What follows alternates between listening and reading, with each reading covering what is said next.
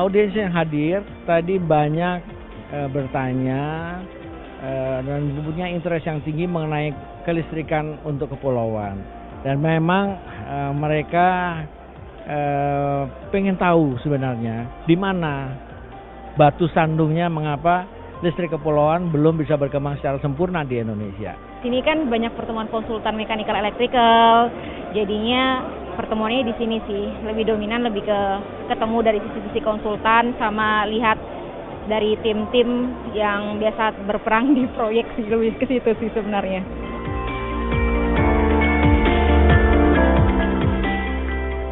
Usually we get to meet about 80% of local visitors and about 20% of international visitors.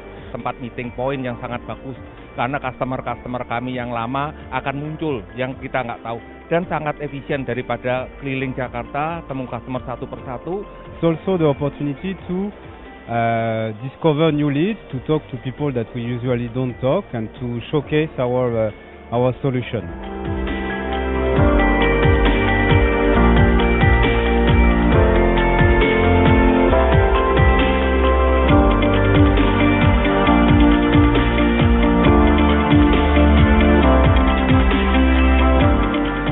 Kemudian mungkin di masa depan bisa saya gunakan sebagai alternatif dari komponen-komponen yang selama ini saya gunakan. Jadi biar komponennya nggak itu mulu kali ya.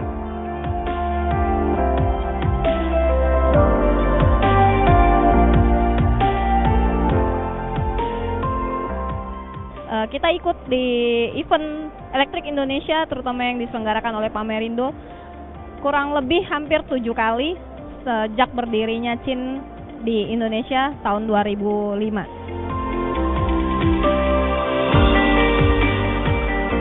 Sebenarnya agak menyesal sih kenapa nggak dari tanggal 11, karena emang seru dan dapat banyak vendor baru yang mungkin nanti bakal bisa lebih kompetitif dengan vendor yang selama ini kita gunakan. Banyak sekali informasi dan teknologi yang sangat pesat sekali yang membuat saya wow gitu kan, dan luar biasa sekali. Dan banyak produk-produk yang lain yang kita bisa tahu 2 tahun lalu nggak muncul, sekarang muncul apa aja. Dan kita bisa lihat kompetitor perkembangannya, produk-produk kita yang dulu Schneider nggak ada, sekarang sudah ada. Nah, ya ini buat refresh kita untuk kedepannya itu ngapain. Keep it up and see you in 2 years.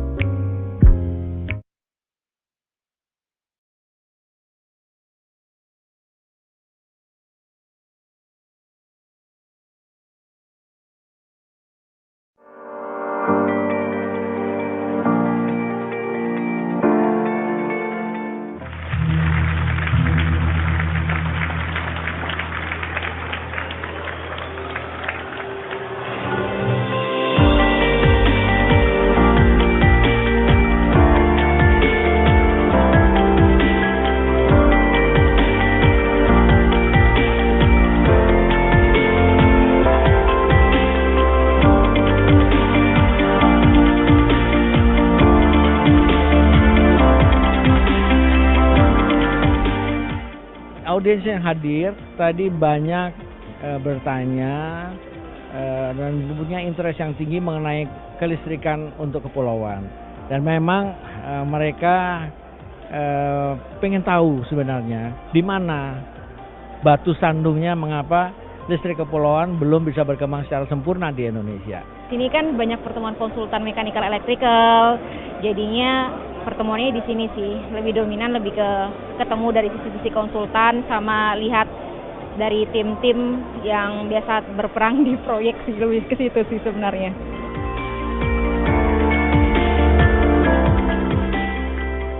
Usually we get to meet about 80% of local visitors and about 20% of international visitors. Tempat meeting point yang sangat bagus karena customer kami yang lama akan muncul yang kita nggak tahu dan sangat efisien daripada keliling Jakarta temu customer satu persatu. It's also the opportunity to discover new leads, to talk to people that we usually don't talk, and to showcase our solution.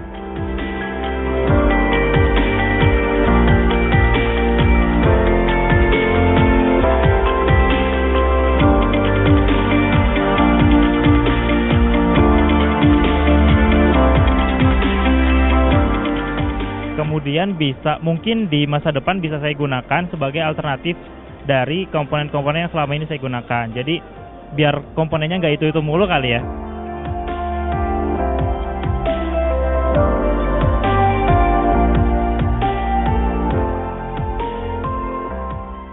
Kita ikut di event elektrik Indonesia, terutama yang diselenggarakan oleh Pamerindo, kurang lebih hampir 7 kali sejak berdirinya CIN di Indonesia tahun 2005.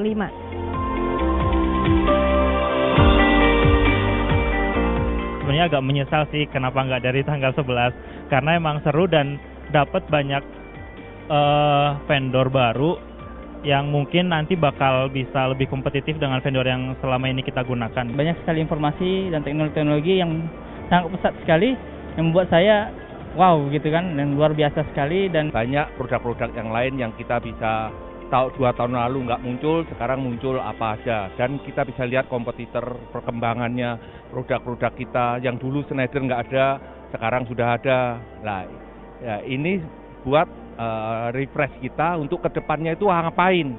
Keep it up and see you in 2 years.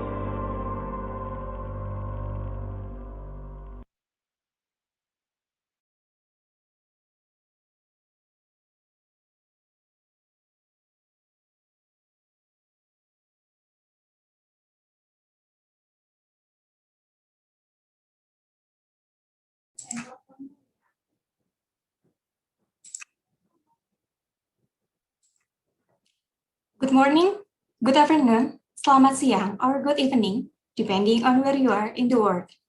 And welcome to today's webinar EnergyTalk 7 series. This webinar is part of Electric and Power Indonesia.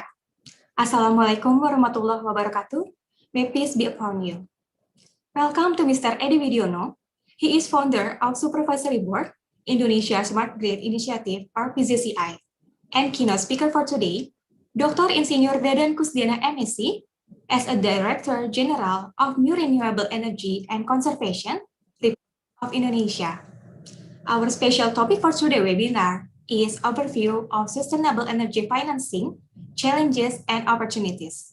This webinar fully organized by Indonesia Smart Grid Initiative or PJCI along with Pamerindo Indonesia and broadcast via Zoom webinar. We have just a few announcements before we begin for general housekeeping. Host will mute your audio and camera. Today's session will be recorded and we will share the recorded session 2 days after the webinar. Q&A session. Use Q&A button to type your question. Mention to which speaker your question is for. But you can access recorded session, presentation slide, e-certificate 5 to 7 days after the webinar and submit your inquiries to ijeng@pamerindo.com. Ladies and gentlemen, we're going to listen to the opening speech delivered by founder of Supervisory Board, Indonesia Smart Grid Initiative or PJCI. Ladies and gentlemen, please welcome Mr. Edi Widiono.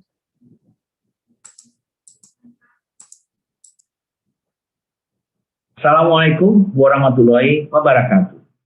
Good morning, Excellencies, distinguished participants, ladies and gentlemen. First of all, let me begin by expressing warm welcome to all of you to the PJCI Pamerindo webinar on the discussion with the topic of sustainability energy financing overviews, challenges, and opportunities. I would like to also express my sincere gratitude to Dr. Engineer Dadan Kusdiana, M.Sc, the Director General for New Renewable Energy and Energy Conservation, Ministry of Energy and Mineral Resources. And to the honorable speakers, Ms. Melissa Brown, the IEEFA Director, Energy Finance Studies, Asia, Mr. Florian Kitt, the Energy Specialist of Asian Development Bank, and Mr. Kitt Alam Wangsa Wijaya, the EBTKE Transaction Banking and Business Development PT BCA. Distinguished participants, ladies and gentlemen, there are arguments put forward by many sources that the challenge of renewable energy is not on its way. Even achieving the 20% renewable energy target by 2025 is now considered very difficult to achieve. Actually, support of good Indonesian government financial management is one of the prerequisites to reach and resolve Indonesian renewable energy target that is 23% on 2025. The Ministry of Energy and Mineral Resources stated that it needed $36.95 billion investment to achieve this target. In 2020, an investment of $2 billion was expected. However, the trend in 2021 shows that the investment target was under threat due to the low attractiveness in renewable energy investment in Indonesia and the COVID-19 pandemic conditions, which make it more difficult to build new power plant projects. Attracting investors shouldn't be a problem. Investment can occur when an investor sees that the field can generate profit. Then why is it difficult to finance the EBT generation sector?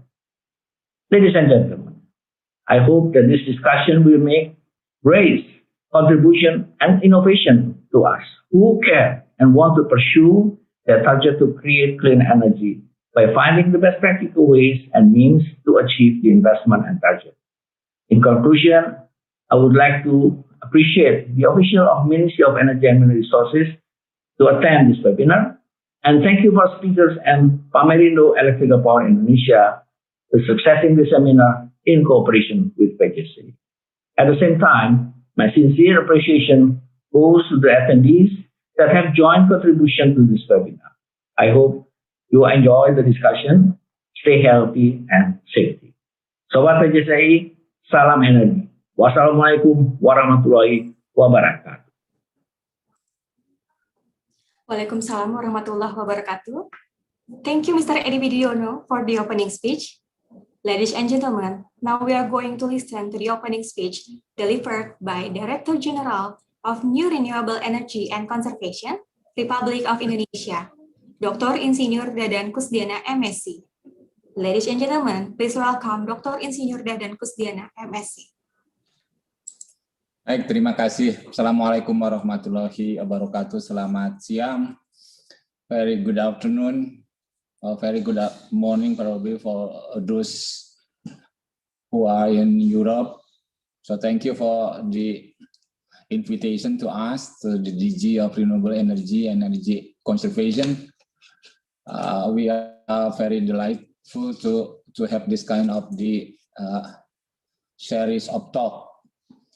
So I would like to appreciate first to Pak Edi Widiono, the founder and also the chairman for the PJCI, and also to other speakers, Ms. Melissa Brown from IEEFA,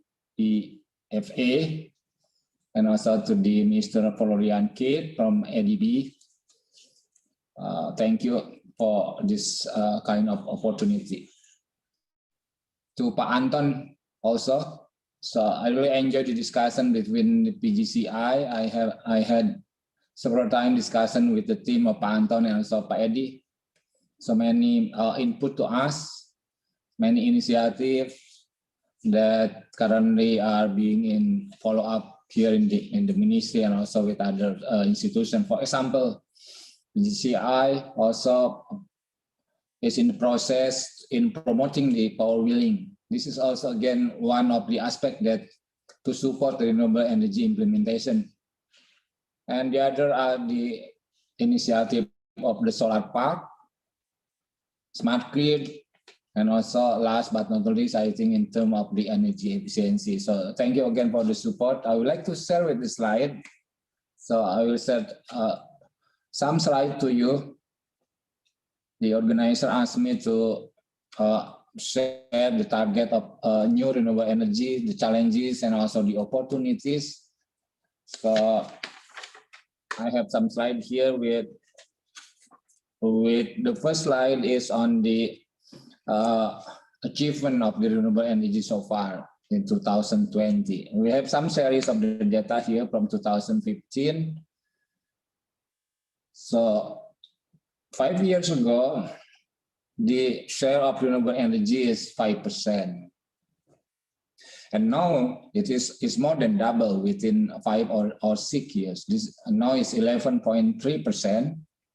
This is our calculation here in the ministry, coming from mainly from bioenergy because the use of the biofuel. We start the implementation of B30 last year in 2020. So that's why we could increase the share of the mix here in the energy sector here.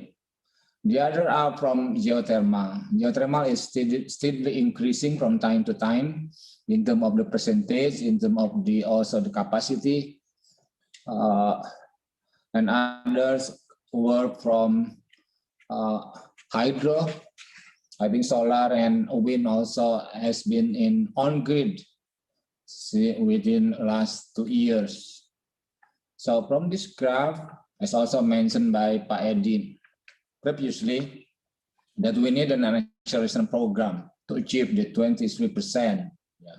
Currently, we are almost 10 megawatt in terms of electricity, and around 80% are connected into the grid.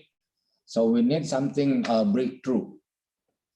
In addition, also the other condition is that the national electricity condition currently is in the form of the excess supply.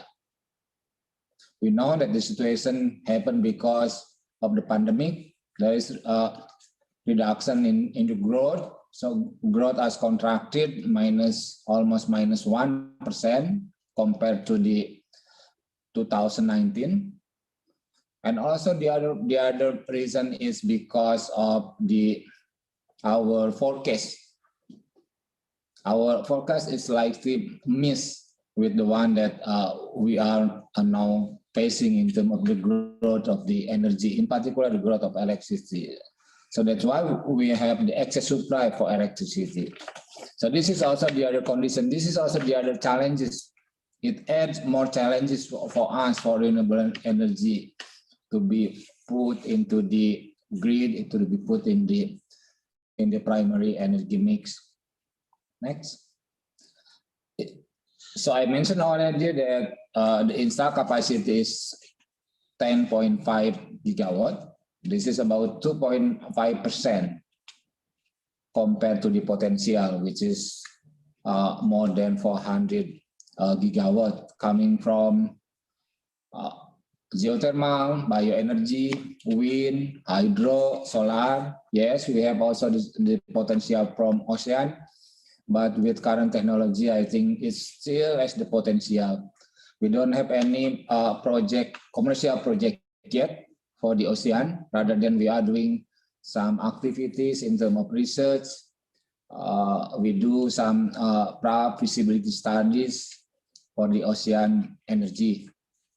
Geothermal, I think the growth is quite good. And bioenergy is almost 2 gigawatt, almost 6% coming from bioenergy here. So in total, we are already 10.5. And it's not all goes to the grid of PLN. Almost, I think the number is around 1,700 megawatt of electricity coming from bioenergy. It is from the off-grid. It's used directly by the private as the own use for the production in the industry, in particular in the pulp and paper industry, and also in the refinery of the CPO. So the others, so around almost 9 gigawatt. This is in terms of the on-grid implementation. Next. It's still increasing in terms of the additional capacity on the electricity coming from renewable energy. And we are targeting this year to have even more. We are targeting to have almost 1 gigawatt in 2021.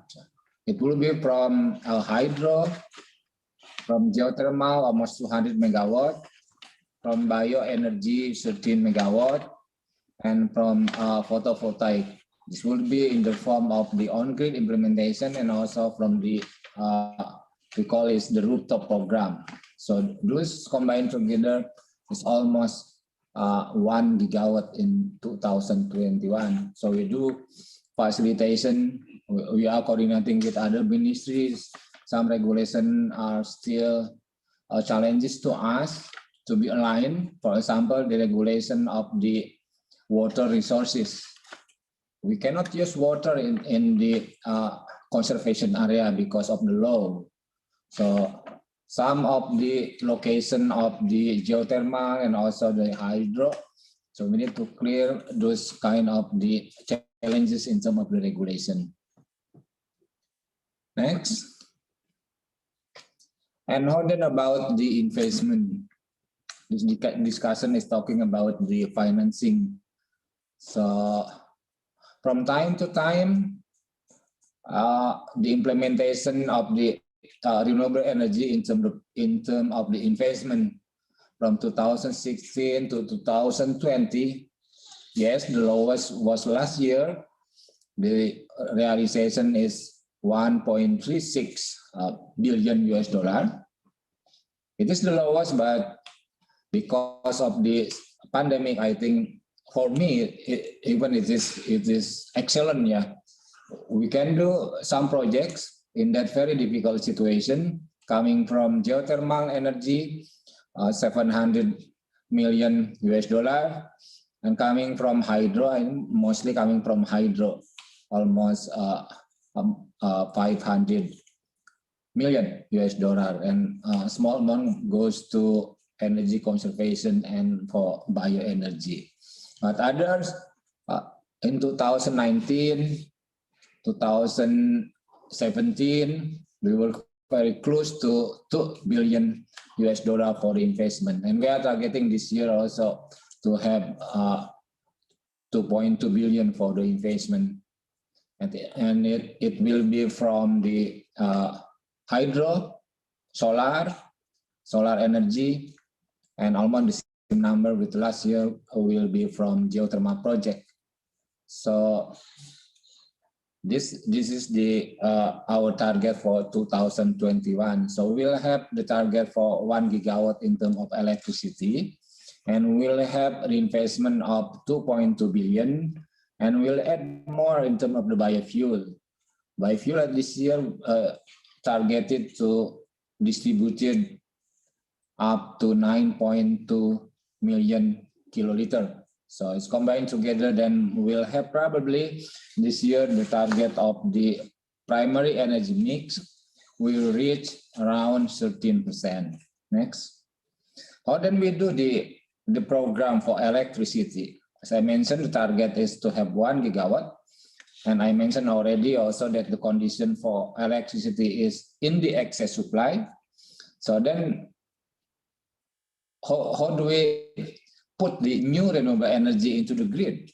PLN doesn't need the new electricity because they are also in the situation of the excess supply. So we do, for example, the first is to do the substitution of the primary or the final energy they use in the engine. For example, we introduce B30.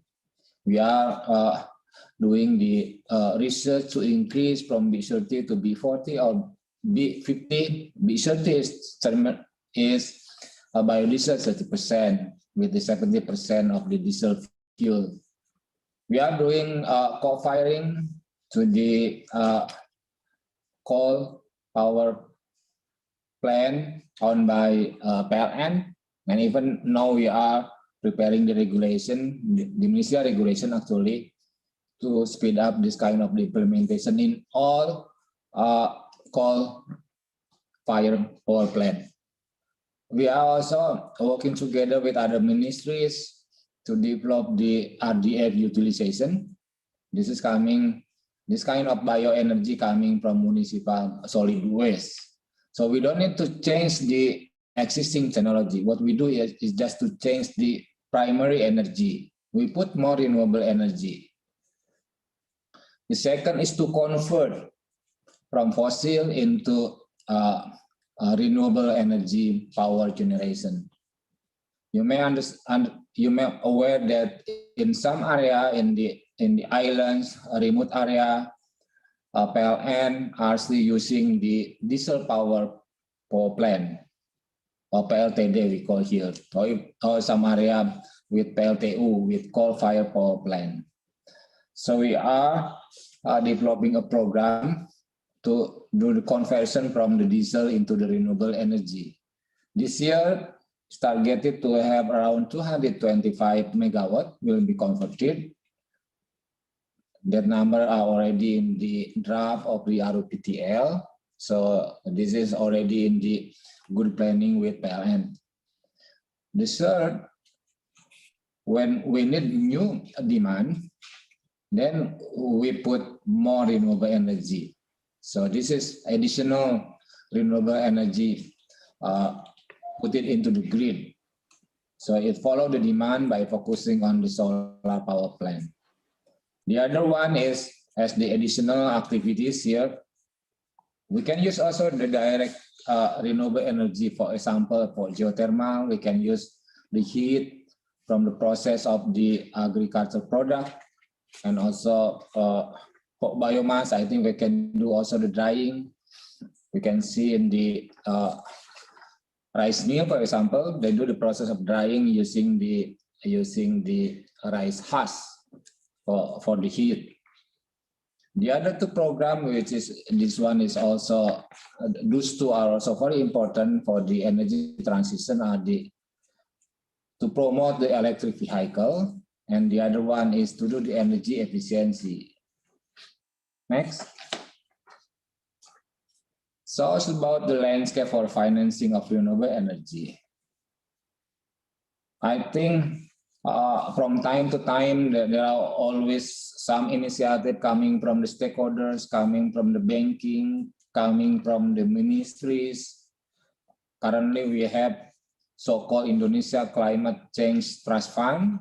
It is created by the Ministry of Bappenas, with the support coming from ADB, European Investment Bank, the World Bank, and also others in the form of the grant of loan. Last year, it was also introduced the SDG Indonesian one by the Ministry of Finance. So it is also managed by PT SMI, so far I know.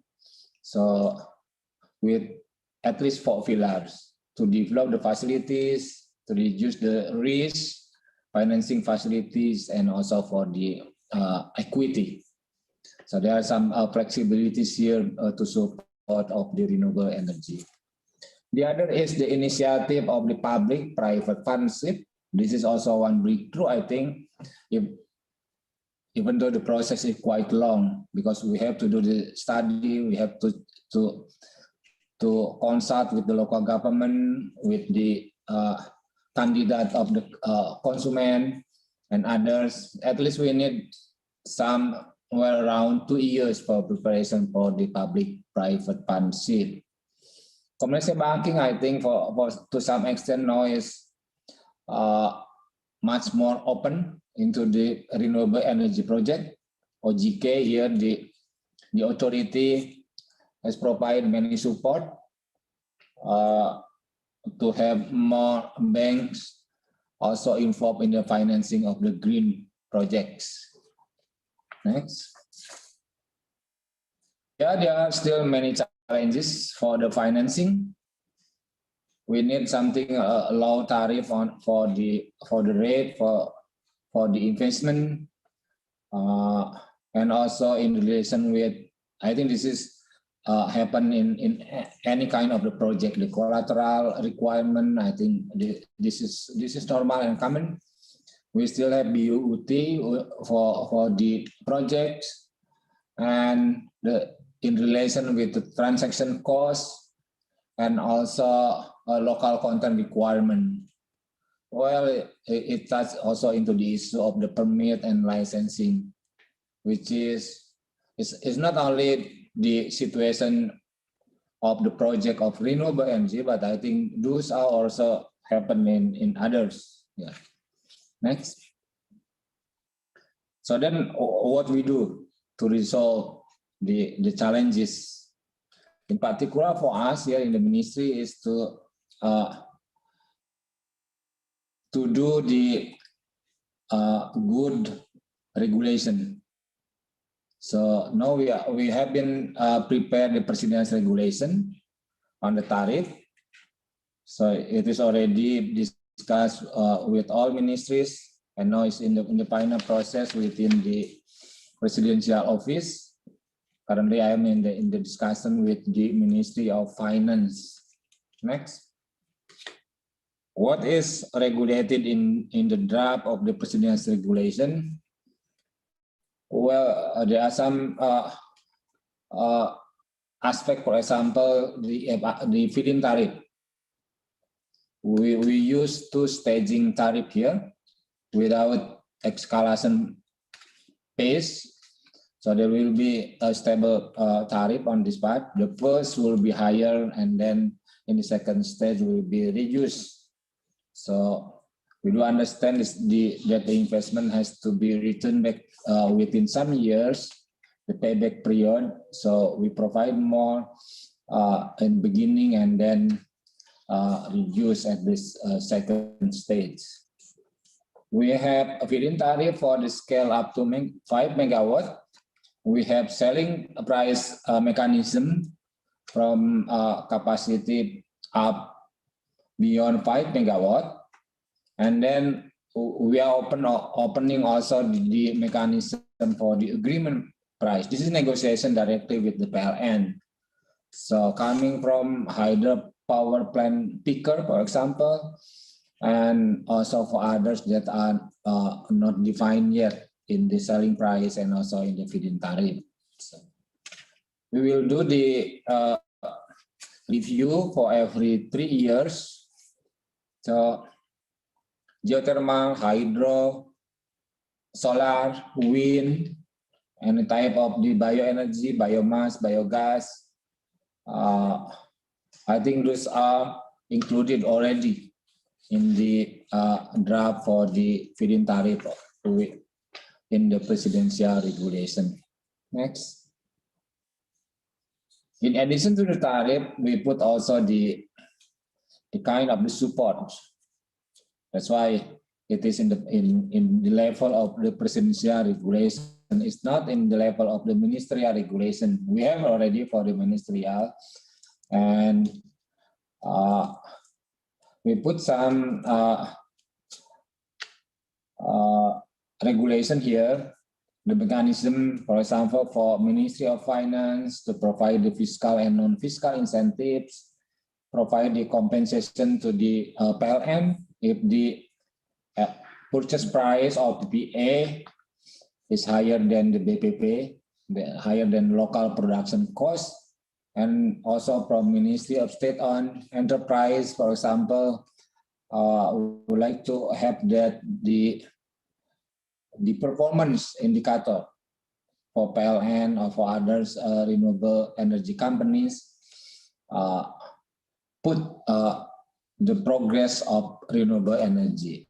And for example, for Ministry of Industry, to develop the industry here, to develop the national productions, to determine the import quotas for those components that are still being imported. And Ministry of Public Works and Housing, this is also very important for us, for the location.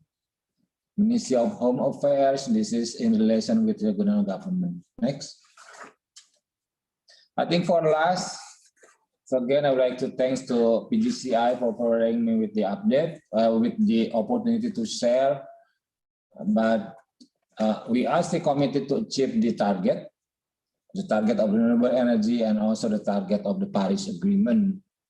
So we will use more renewable energy that economically is already competitive with the fossil fuel. So I think that's all. Thank you for your kind attention. Assalamualaikum warahmatullahi wabarakatuh. Waalaikumsalam warahmatullahi wabarakatuh. Thank you, Dr. Engineer Dadan Kusdiana, M.Sc, for the keynote speech. Ladies and gentlemen, before we continue this webinar, let me introduce our moderator for today's webinar, Mrs. Erika Hamdi. She is Energy Finance Analyst at IEEFA. Next, I will hand over this webinar to Mrs. Erika. Mrs. Erika, the time is yours. Thank you. Hello all, good afternoon. Selamat siang menuju sore bagi yang sedang berada di Jakarta dan sekitarnya, dan good evening to Melissa who is joining us all the way from Boston. Kindly, it's approximately 1 or 2 a.m. in your zone time, isn't it? So thank you very much for agreeing to talk in this webinar despite the inconvenient time. Assalamualaikum warahmatullahi wabarakatuh. Salam sejahtera bagi kita semua. Shalom, Om Swastiastu, Namo Buddhaya, salam kebajikan. Semoga kita semua dalam keadaan sehat dan selalu berada di bawah lindungan Tuhan Yang Maha Esa. Let me introduce myself. My name is Erika Hamdi. I am an energy finance analyst in the Institute for Energy Economics and Financial Analysis. It's IEEFA for short, and I will be your host for this afternoon. And as time is ticking, I think we should just start the session. First, let me welcome you, our distinguished panelists, to this Energy Talk series, the 7th series this afternoon. Melissa Brown, Florian, Kitt, and Pak I Ketut Alam Wangsa Wijaya, who will all be sharing their views about the overview of sustainable energy financing challenges and opportunities. Sebelumnya, saya mohon maaf dahulu karena di sini ada 2 panelis yang tidak fasih berbahasa Indonesia, maka saya akan meng-host acara ini dalam bahasa Inggris ya, teman-teman.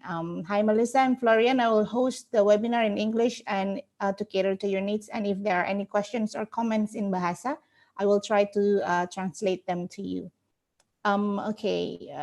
Without further ado, we will start with our 3 distinctive panelist presentations, starting with Ms. Melissa Brown. So she is the IEEFA's Director of Energy Finance Study, particularly in the Asia region.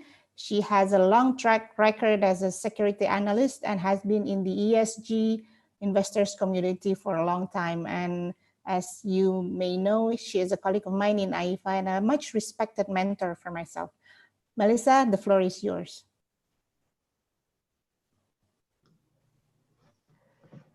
Good. Well, thank you so much. And I'm very grateful to have this opportunity to speak to everyone today. This is a topic that is of great importance, really, not just in the context of Indonesia, but certainly in terms of the way we see the transition to a greater mix of renewable energy taking shape globally. I do have a PowerPoint, so if you don't mind, I'm going to bring that up now, and hopefully we can go from here. Let's see. And Bear with me for a moment just while I organize my screen a little bit. First and foremost, I just want to give you a little bit of background on IEEFA so you have some understanding of the perspective from which I'm speaking today. IEEFA is a public interest think tank. We cover energy transition in markets globally. I have the benefit, in addition to working with Ulrika, I have a really diverse set of colleagues, more than 35 actually, spreading from North America into Europe, into Asia. And in the context of Asia, we're very fortunate to have a team that is on the ground in Australia, in India, in Indonesia, Vietnam, the Philippines, Hong Kong. And it gives us an opportunity to look at how energy transition is playing out globally. And that means that we have a very specific focus, not just on finance, but also on evolving market structures to support the energy transition. And most recently, we have really sharpened our focus on new financing strategies, including all of the issues that we'll be talking about today.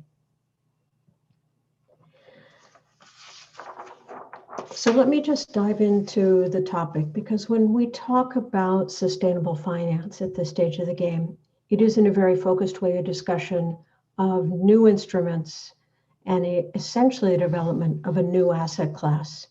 Now, for many of us, that's really the phrase that always comes to mind is green bonds.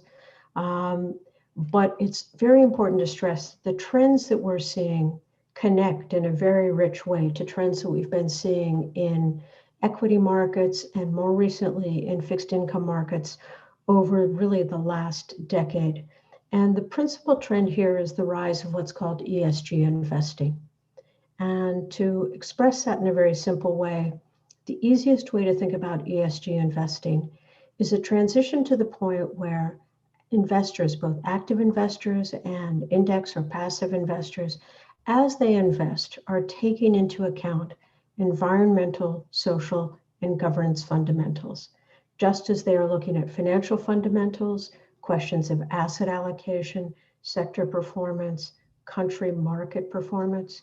Investors now are also being asked by their investors to look very carefully at new risks and new opportunities that relate to energy transition, very difficult economic problems and social problems that have resulted obviously from COVID, and a broad range of governance issues that relate to how governments, companies, and investors themselves analyze and respond to the types of problems that can really reshape markets.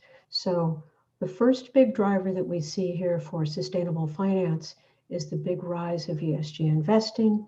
And what has then evolved, of course, is the thing that I, as a finance person, am always the most excited about, which is the opportunity for significant innovation. So let me draw your attention to the chart that's on your left that will simply give you a sense of the speed at which the sustainability-linked bond market has begun to develop. Now, this is a really lovely curve. It gives you a sense of how rapidly we've seen dramatic growth. In 2020, despite all of the economic risks and the social risks that really ricocheted through global markets, as a result of low interest rates, we saw continued strong growth in fixed income issuance, and that was just as true in the sustainability-linked debt market as well. Now, there's one trend I want to also highlight for you. If you look from left to right, you'll notice that what was first an orange highlight then begins to be more diversified with green bonds growing. So we've gone from a period in 2012 where there were green loans to a period where it was a much more capital market transaction where we saw companies issuing green bonds. But the big new trend that has begun to evolve, and you'll see it really accounts for much of the growth in sustainability-linked bond issuance in 2020, was the shift toward sustainability bonds. And sustainability or sustainability-linked debt is a little bit more diverse. And I think the concept I'd like to start you with is that green bonds typically are project-linked bonds. So these are big issuers. large corporates, state-owned enterprises that are going to the market and seeking to raise funds for specific green projects. And that is still most of the funding that we saw in 2020. But the new trend that is very significant and top highlighted with the purple are sustainability-linked bonds. Now, those do not need to be just linked to green or environmentally linked projects. Sustainability-linked bonds create a contract between the borrower and the lender that's more nuanced and much, much more innovative. And what the issuer says is, we are going to invest in a way that we will be meeting certain key performance indicators that we think are valued in the market and that relate to the process of energy transition. It gives investors an opportunity to express a real preference for performance against transparent targets. It gives an issuer an opportunity to express their own strategy view on the best way to transition their company and to put funding to work to achieve transparent goals. The second trend I want to highlight for you is really made very clear in the pie chart on the right, which is who are the big issuers? Where is really home base for this market? And in this instance, it's important to note that Europe is really the dominant player. We're seeing more diversification now than we did. And Europe plays a very significant role for an important reason. And that reason is simply that ESG investing, a lot of these strategies and the commitment from top to bottom, from the largest pension funds, governments, sovereign wealth funds, down into asset managers and down into retail investors, has been much more aligned in a European context for a longer period of time. So the Europeans really deserve our thanks and a lot of the credit for having kick-started this sustainability-linked bond market. Now, we've seen rapid uptake and real growth over the last 5 years. The North Americans are in, and certainly in an Asian Pacific context, you should be aware of the fact that the most rapidly growing green bond market is in China. An important additional group, and Florian, I'm sure, can speak to this, are the supranationals and the development finance institutions as well. But that's the broad landscape of where this market is. Now let me bring this a little closer to home, and I'm going to work through a quick sequence of talking about what the sustainable finance market looks like from the perspective of issuers, from the perspective of market developments we're seeing, and then I'm also going to talk a little bit about how investors look at it.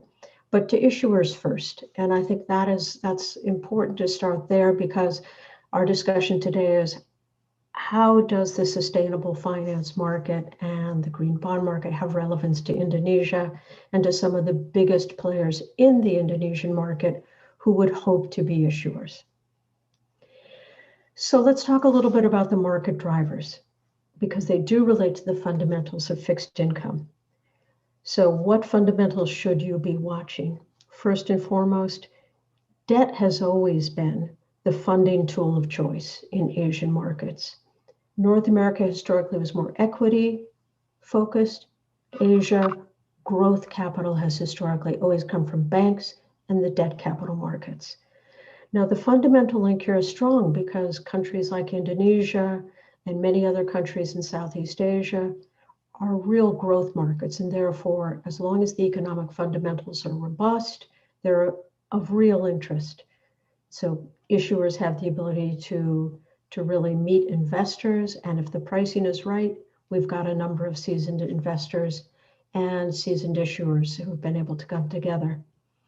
The focus in recent years, obviously, is some of the opportunity around energy transition, and quite tragically, in 2020, there was a real focus in terms of the way that sustainable finance could provide a response to the many new needs injected into economic management as a result of COVID. Now, the sustainable energy solutions have been a real driver in Asian markets in terms of opening up opportunities for sustainable finance.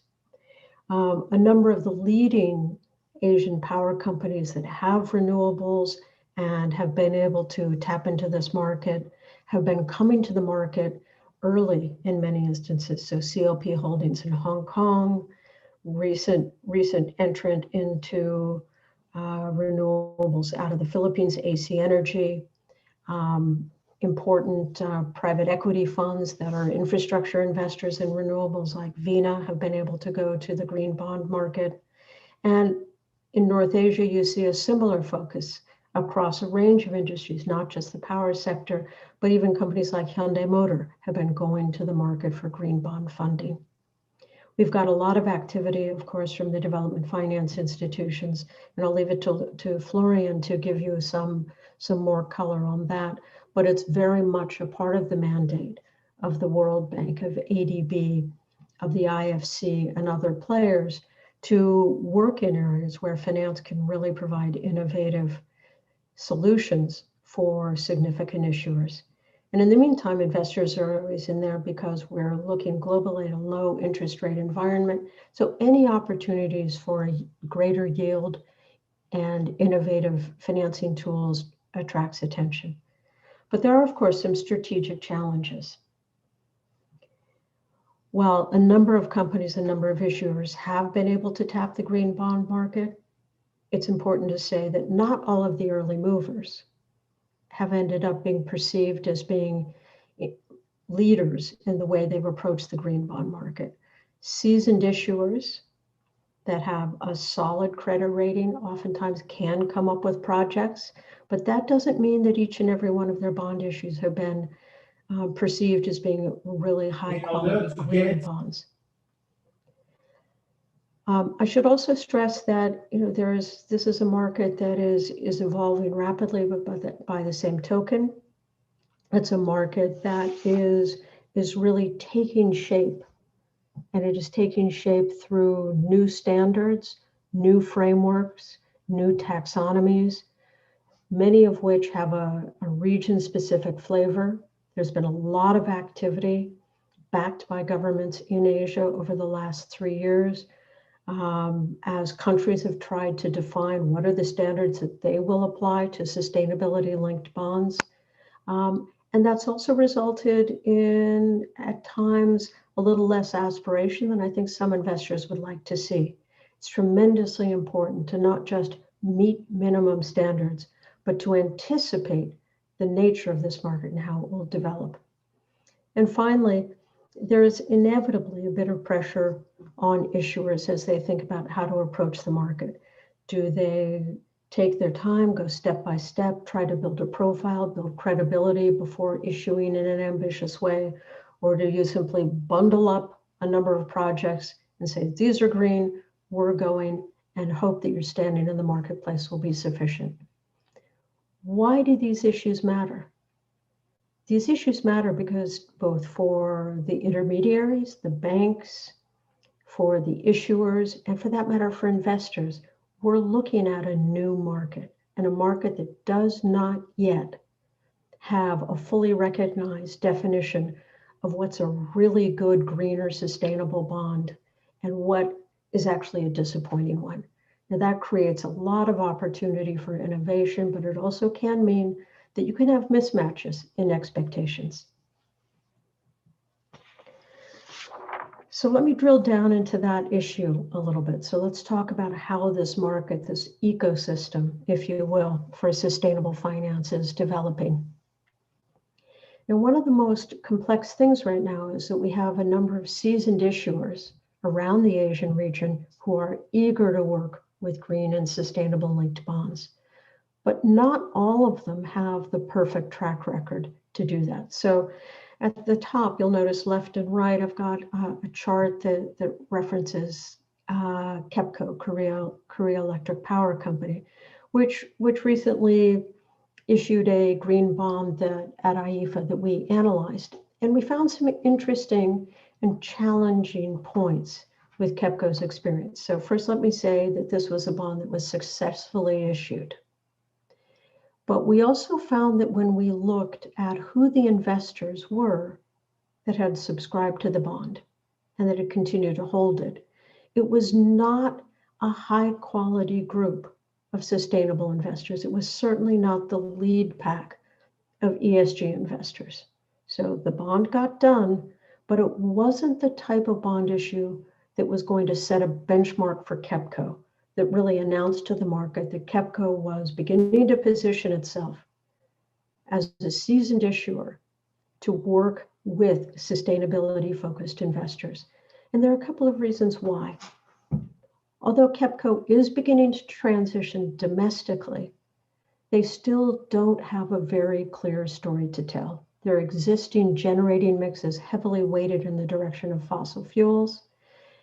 They have a large component of their energy mix that comes from gas. There's still a debate amongst green-focused investors on the role that gas plays. It's perceived, generally speaking, as being cleaner than fossil fuels and coal, but it is not necessarily perceived fully as being a clean transition fuel. In the meantime, KEPCO is only just beginning to do the work necessary to integrate renewables in a more dynamic way into the market. So they had really a bit of a challenge on that side of the equation. But the biggest problem they faced with investors was on the quality of their ESG reporting and the fact that in recent years, they've continued to be an active investor and oftentimes the catalytic investor in new coal projects overseas and specifically in emerging markets. And that's what stripped out the highest quality group of ESG investors. Now, second point that I'd like to draw your attention to is as we think about this evolving ecosystem and the way that investors are looking at sustainability issues in their bond portfolios now, the focus isn't just on an issuer like KEPCO, but oftentimes there's a new focus being brought to the role of banks and financial intermediaries. And the State Bank of India recently has found itself in a very controversial position because SBI plays a significant role in funding a broad range of companies in the Indian economy. But one of the companies that they have been funding is a company called Adani. And Adani continues, although they are growing very rapidly on renewables, they are still investing in a very significant way in brand new, very significant coal mines. That continues to be a very controversial area for many investors. And although Adani would like to come to the market for green financing, SBI, which is currently lending to Adani, is facing significant pushback from investors who are uncomfortable with that strategy. So I highlight these two examples as a way of really alerting you to the fact that investors, having begun to do much more significant amounts of research into the transition strategies of a broad range of companies across many sectors, are now applying a much more discerning lens to the way they think about issuers in general across a range of sectors. Now that raises the bar for potential issuers, but it also will create opportunities as more companies become much more experienced at articulating their transition strategies. Hi, Melissa. Sorry, can you speed up a little bit? I think you still have 3 more minutes. Perfect. I want to talk just a little bit about the investor focus. Investors, as I said earlier, are shifting their focus from sustainability-linked bonds to bonds with transition KPIs. If you are investor focused, pay attention to the strategies you see coming out of Europe because the bar is going to continue to rise. Where does PLN fit into this scenario? PLN comes into the sustainability finance market in a privileged position because PLN, along with Indonesia, is an investment grade issuer. But PLN is not without risks because of its significant fossil fuel base. On the plus side, the market is very well aware of PLN's high dependency on the government of India and significant subsidies. On the negative side, PLN as an issuer has no track record with investors in terms of the quality of their ESG transparency or disclosure. That is a very significant challenge. Now, there are one or two points that I'd like to make prior to closing, just about how to think about where some of the opportunities are and where some of the challenges will be.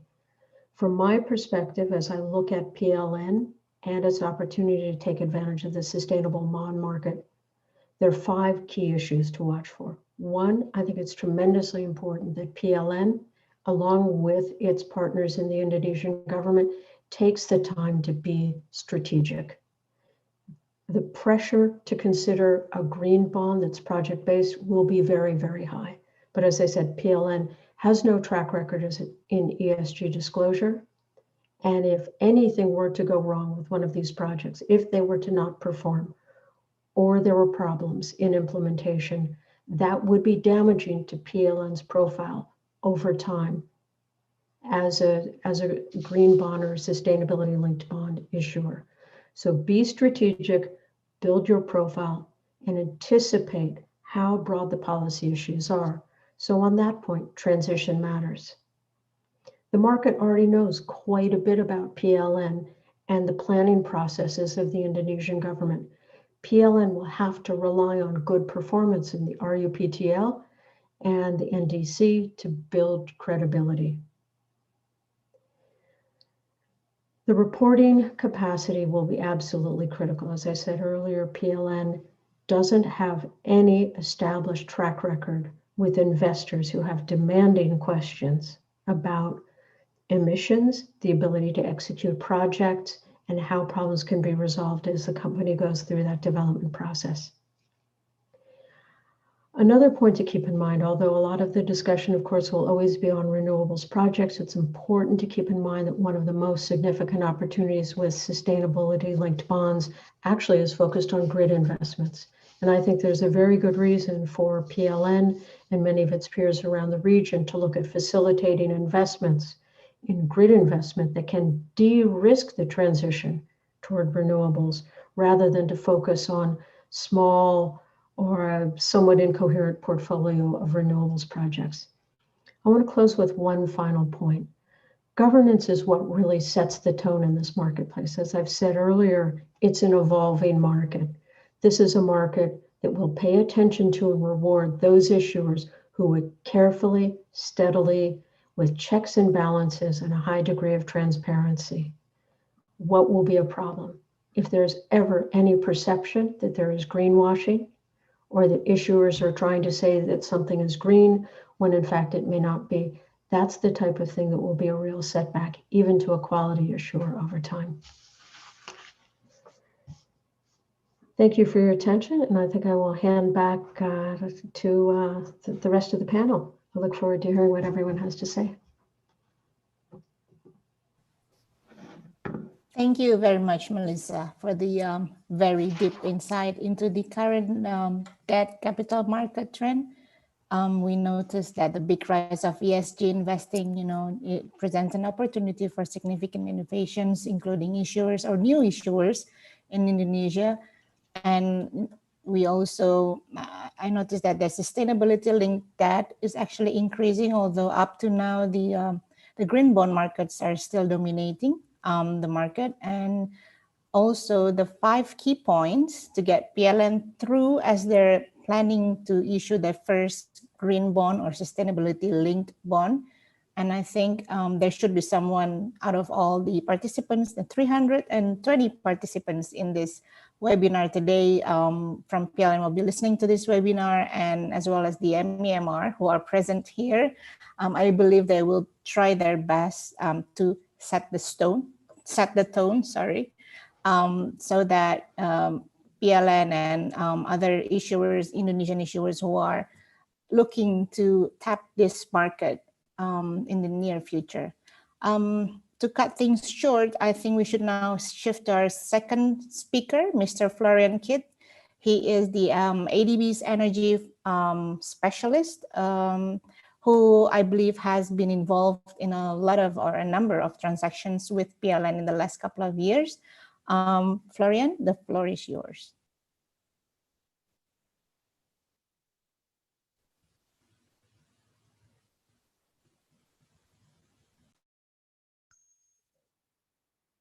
Thank you so much, and good afternoon, everyone. Unfortunately, I don't have the ability to, now I can start my video, and hopefully you can all see me. So good afternoon again, and well, good night or good morning to the United States and to Melissa Brown. Good seeing you here. First of all, thank you, and very interesting presentations from Dadan, as well as Melissa. I fear I already have to disappoint in the beginning, as I won't be speaking about everything that Melissa outlined. I have a bit of a more overview presentation, also going back into why we're talking about this. And I'm mirroring some of Dadan's points and will try to move through them quickly. First of all, why are we actually talking about renewables and renewable financing? First, it's a clear government policy and PLN's new strategy to seek greater renewable investments. First of all, to meet international commitments that Indonesia made via the nationally determined contribution at the UNFCCC level, as well as in already long-standing policies and plans such as the National Energy Policy, the latest RPJMN, the Medium-Term Development Plan, as well as the General Energy Plan. There are also other, I think, factors that contribute to that currently, and that Melissa alluded to, global financing trends. As we're currently seeing, financing institutions from the multilaterals to the bilaterals to increasingly also the private sector shy away from coal. Financing is very clearly shifting to what Melissa introduced as the ESG agenda.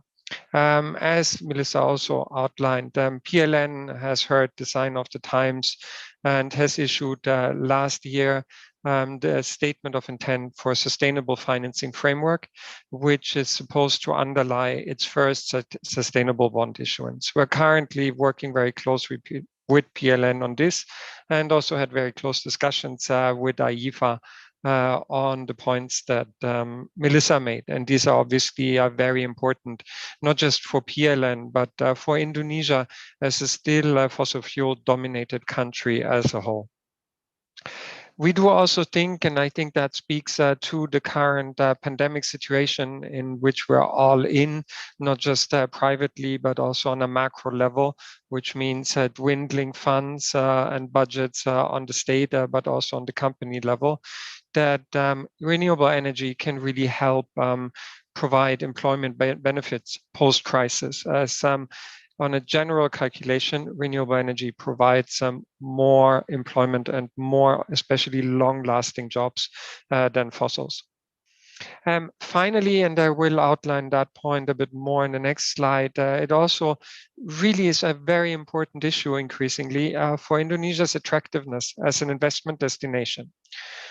Global manufacturers such as the Nikes, the Unilevers, Dadan and others are really committing to reducing their carbon footprints or even going zero carbon in a certain time frame. Countries are also doing that. The EU is just talking about an EU carbon border adjustment mechanism. So this means that Indonesia, if it wants to continue to attract investment, and not just in renewable energy, but into the wider economy, will have to really green the economy to keep some of the manufacturing, but also of the new investments inside this country.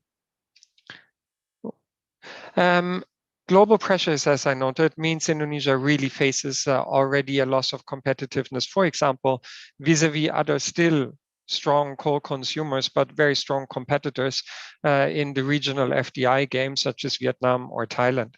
Indonesia's top FDI currently comes, first of all, from Singapore, which has a national determined contribution to peak carbon around 2030, and China, which also has peak carbon, and NDC and peak carbon targets, as well as carbon neutrality, Japan and Korea. So a lot, I think, will depend on how the way and how what Dadan outlined, this transition can be jump-started and intensified. And I think the renewable energy purpose for new tariff schemes is a very good and strong way forward that would set a new path. And thank you, Dadan, for outlining that. It was with great interest that we listened to your presentation and to the content of this really important piece of legislation.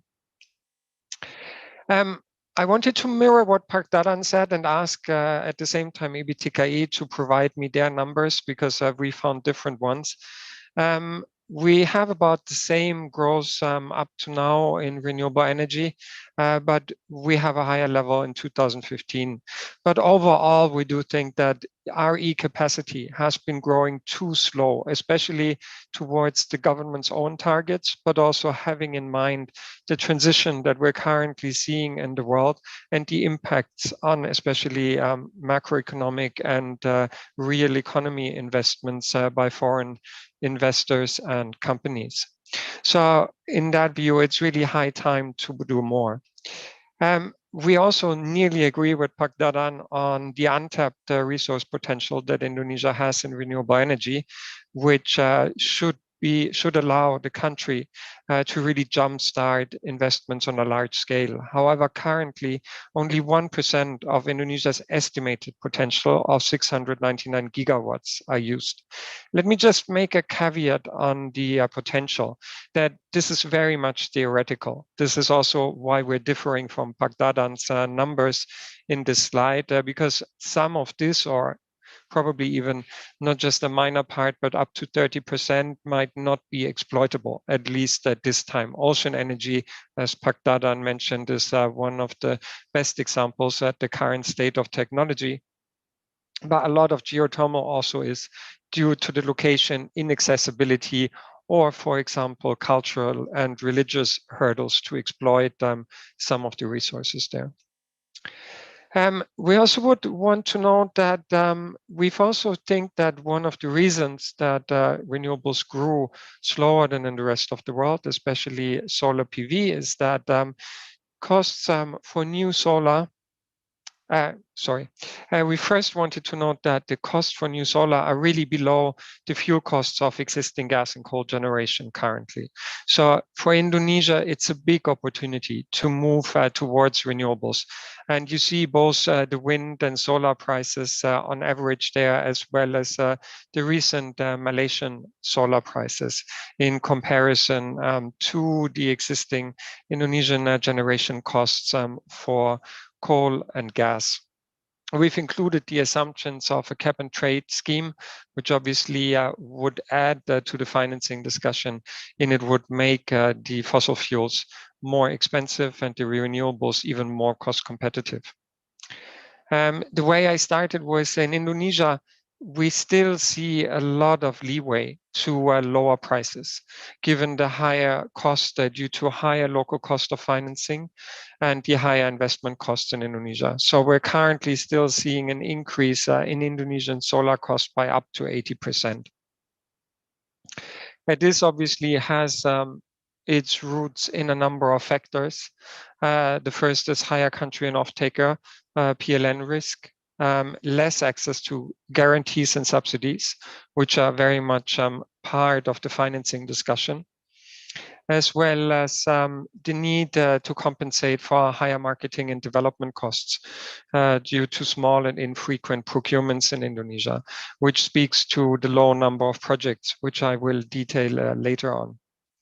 The final point, and I will also outline that in more detail, is that higher costs for a lot of renewables in Indonesia arise from a mix of a lack of economies of scale because of the low level of penetration. That goes especially for the new variable renewable energies, such as wind and solar, and high local content requirements.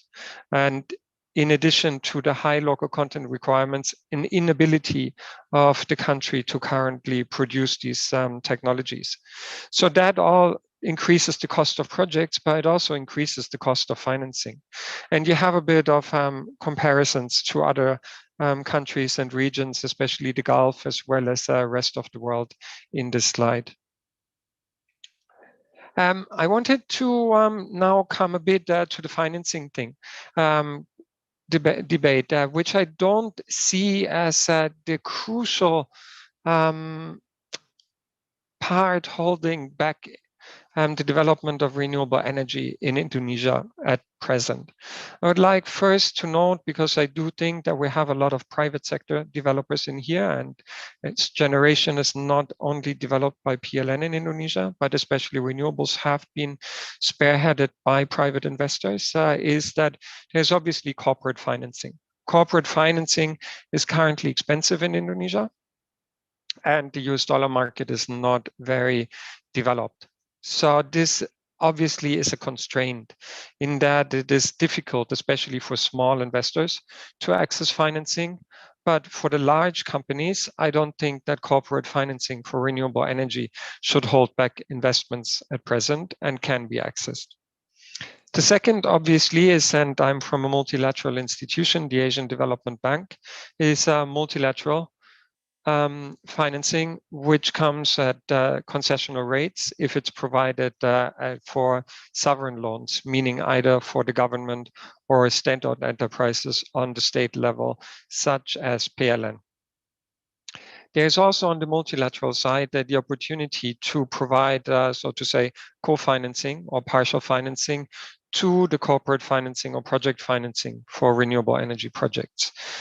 We can actually take maximum 25% of the development cost of a project and join as a financier with the project sponsors. We've done so in a number of projects, and I will outline that on a later slide. And Melissa has already spoken very detailed to the question of green finance and bonds. And yes, that is obviously a landscape and a playing field that is developing very rapidly. There is, as Dadan also outlined in his slide, the Sustainable Development Goal 1 Fund, which is co-funded by the ADB, which is housed at PTSMI, and which can finance not only central level state-owned enterprises, but also local, so subnational projects, which is actually an add-on for us. So we're using what we call a financial intermediary loan to provide financing to Ministry of Finance, to PTSMI, and then on to the identified projects. Obviously, this raises costs slightly, as SMI has a different financing structure than, for example, the ADB. The second one are green bonds, sustainable bonds, transition bonds, and other possibilities that are currently becoming more and more used. Although the green bond, sustainable bond, as well as transition bond market in Asia is really still comparatively very small. The ADB launched a sustainable bond in Thailand last year, upon which example we're currently working with PLN to look further into that. I already saw a question in the Q&A part where I think Vinny asked where green bonds would be accessible. Green bonds is a market instrument. So it is based, as Melissa, I think, very elaborately explained, on a list of projects that then are brought to market investors, and that's mostly large investors, such as even the ADB itself and others, that then would buy these bonds upon a coupon rate for a rate of return. Other green finance or other financial components of the current financing environment in Indonesia for renewable energy are obviously the tax incentives are provided by the Ministry of Finance, which haven't been used very widely, which is always a surprise to us, but it might be that either access is too difficult or it's really the problem of the smaller scale of projects, that it doesn't pay enough to avail themselves, given the work to be done and documents to be filled to really get these tax incentives and credits. The second is project development funding and credit enhancements, which are available via the SDG 1 fund and also more widely via PTSMI itself. I wanted to note at this point, there is also a geothermal risk mitigation fund provided by our colleagues from the World Bank in partnership with Ministry of Finance and PTSMI to really and specifically de-risk geothermal development in Indonesia. Obviously, one of the key resources in the country where Indonesia could be a world leader, and if developments continue as Pak Dadan outlined them in terms of the investment pipeline, also will probably very soon overtake the United States as a leading generating country for renewable energy. Finally, I would like to note the already one could say in ESG terms, old financing way of carbon financing, which Indonesia has followed for a long time in terms of developing voluntary markets. This is still ongoing, and there is a carbon finance initiative under the new Environmental Protection Fund. And I think this is led by Kemenkeu Perekonomian, which is having the lead. PLN is also very much looking at ways to access and prepare for carbon financing. And that especially, as Melissa mentioned, in terms of monitoring, reporting, and verification, which really lies at the heart of the ESG, green, social, and sustainable financing agenda, the ability for all of us to ensure that what we're financing is in fact contributing to climate mitigation. On this slide, I would like to end. While we do see a comprehensive financing environment in Indonesia emerging with already a lot of components for dedicated renewable energy financing, what is lacking is project financing in general. That's really the one thing that is lacking for any power project, whether it be fossil or renewable, and also for a lot of other investment projects in other sectors, be it agriculture, water, or transport. There is from the state-owned bank side, but also from the private bank side, no history or experience with real project finance. So that would really be a step forward, and also allow smaller projects to be financed by the existing banks in Indonesia, and not on the basis of just simply the corporate value and performance, but on project value and performance as well. That would make renewable financing and financing individual projects much easier. Now, on the ADB side, we've actually financed a lot, and we're, I think, one of the larger financiers on renewable energy in Indonesia. Overall, ADB has funded 50% of all wind, which, to be honest, sounds better than it is, I would say, because there are only 2 large-scale wind projects. And we're glad to have been able to fund Jeneponto Wind, which is also currently run by Vina Energy, as Melissa noted them before.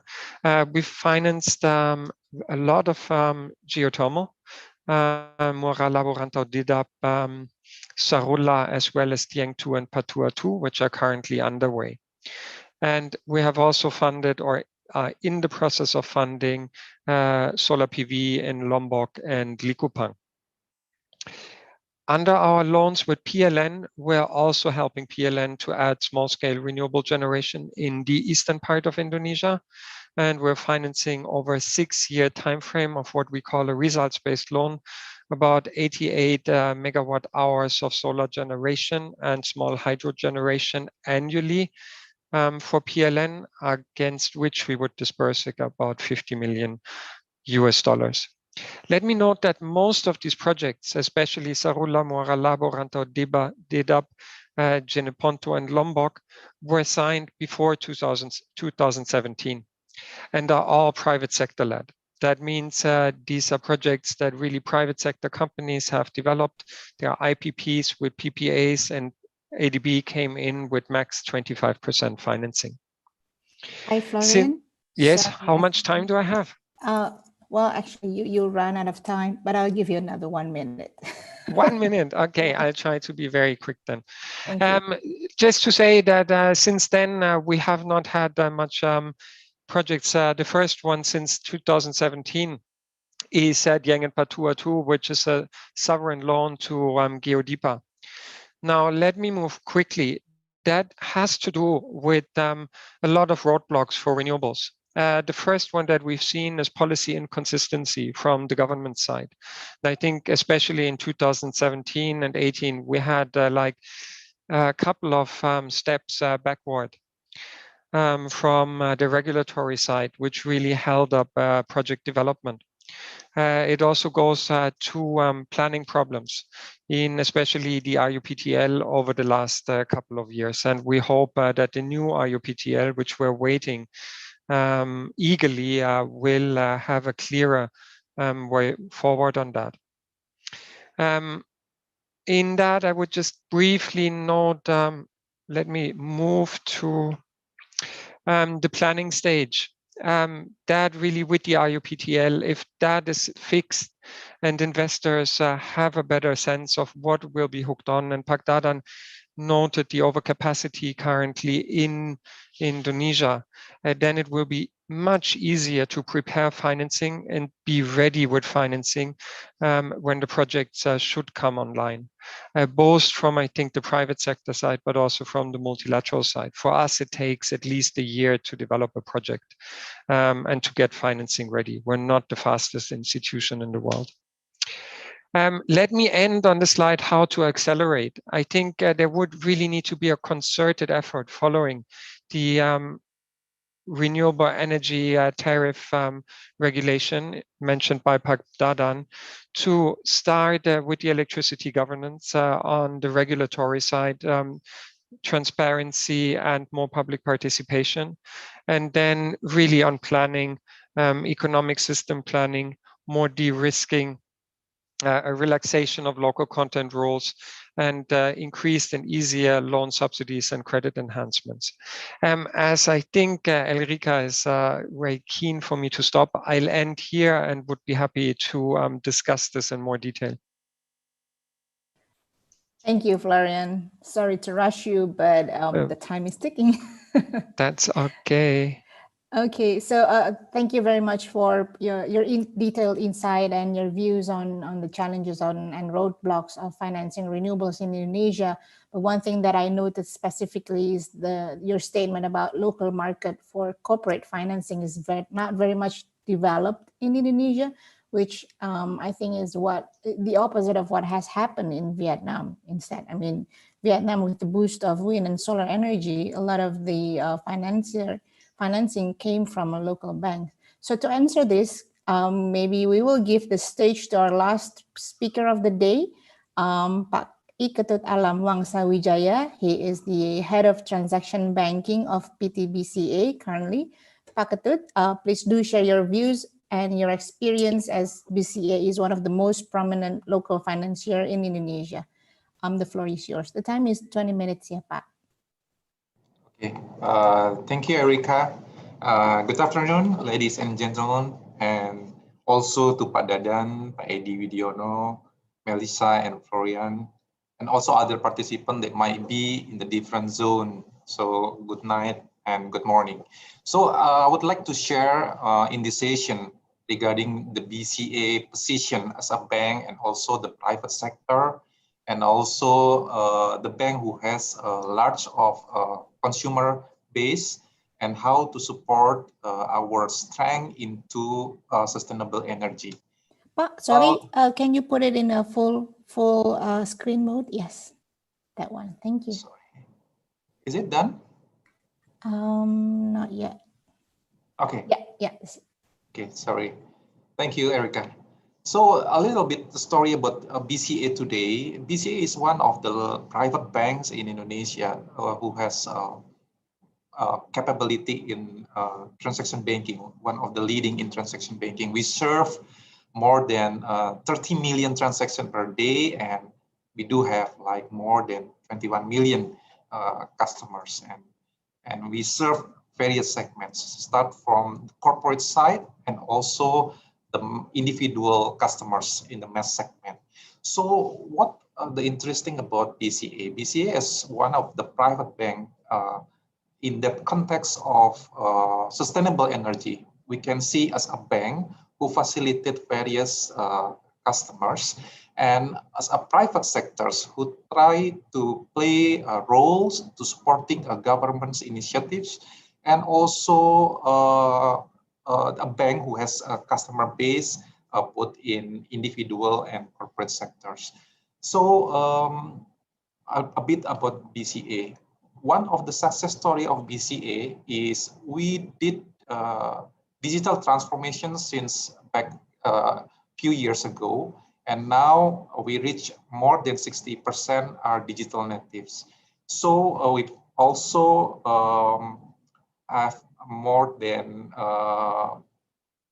1,500 e-commerce with more than 5.8 billion suppliers. So we can imagine that states that we can play around to support the initiative in terms of sustainable energy. This is one of the digital journey that we try to share. Start from 1987. We do have like a product, or one of the famous product is the saving product. It's a Tahapan BCA. It's a paper base, but we transform into non-paper base. So where do we go along with this journey is we go into less and less paper. By how? By implementing digital transformation strategy. We start with providing the internet banking in ATM first. So we shift the behavior of customers. Instead of going to the branch, they can go to the nearest location of the ATM. And then we shift also people doing transaction through internet and mobile banking, with the expectation also to be more environmentally friendly because less consumption on the solar energy. And then we go now into mobile and building behavior where customers can do transaction by themselves in various customer touch point, either branches, either mobile banking, internet banking, and also the POS. And as one of the leading transaction banking, we also transform the way customer doing transaction to less and less paper. So we provide like the QR Indonesian system along with the government, and we transform all the capabilities to sell the product through our digital apps. For instance, if previously two panelists talking about the bonds, and Welma is one of the applications that sell one of the products to the mass segment. And also we create some innovation to change the behavior of the people, sharing like money and reducing less paper in giving the money through features like bagi-bagi, because in Chinese tradition which exists in Indonesia, like ang pao or maybe lebaran for Muslim is giving money to relatives, we can replace it electronically. So what we can learn from this journey is if we have a dream to transform the people's behavior, we can start to educate and introduce consistently what kind of lifestyle they would like to introduce to the people. So at this moment, we can shift 98% of the transaction is through electronic channel. So less than 2% transaction happen in branches. So can you imagine the effect of the consumption of the energy itself, which mostly related to the fuel energy right now, because the mobility, most people maybe go to buy motorcycle or a car, it's reduced by itself because the urgency going to the branch is less and less.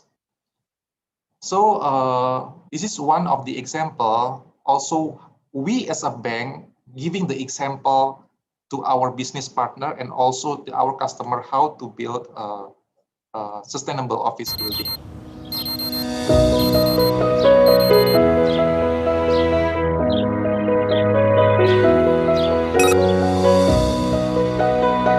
This is one of the example where the building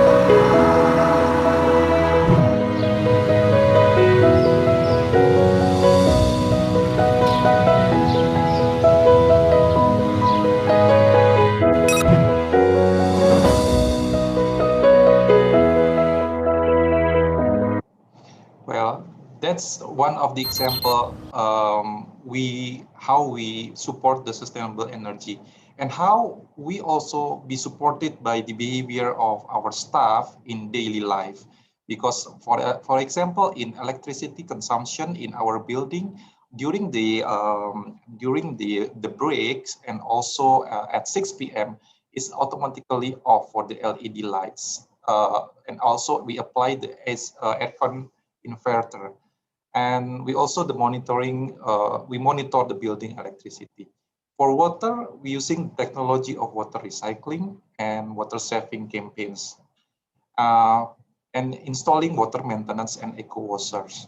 For plastic, For instance, for plastic waste and emission, we encourage our staff bring their own tumbler, so we consume less and less mineral water in the plastic. So we also applying solar panel in our offices. It start to be multiplicated in other location, and also providing basato, so the consumption of fuel solar will be less and less.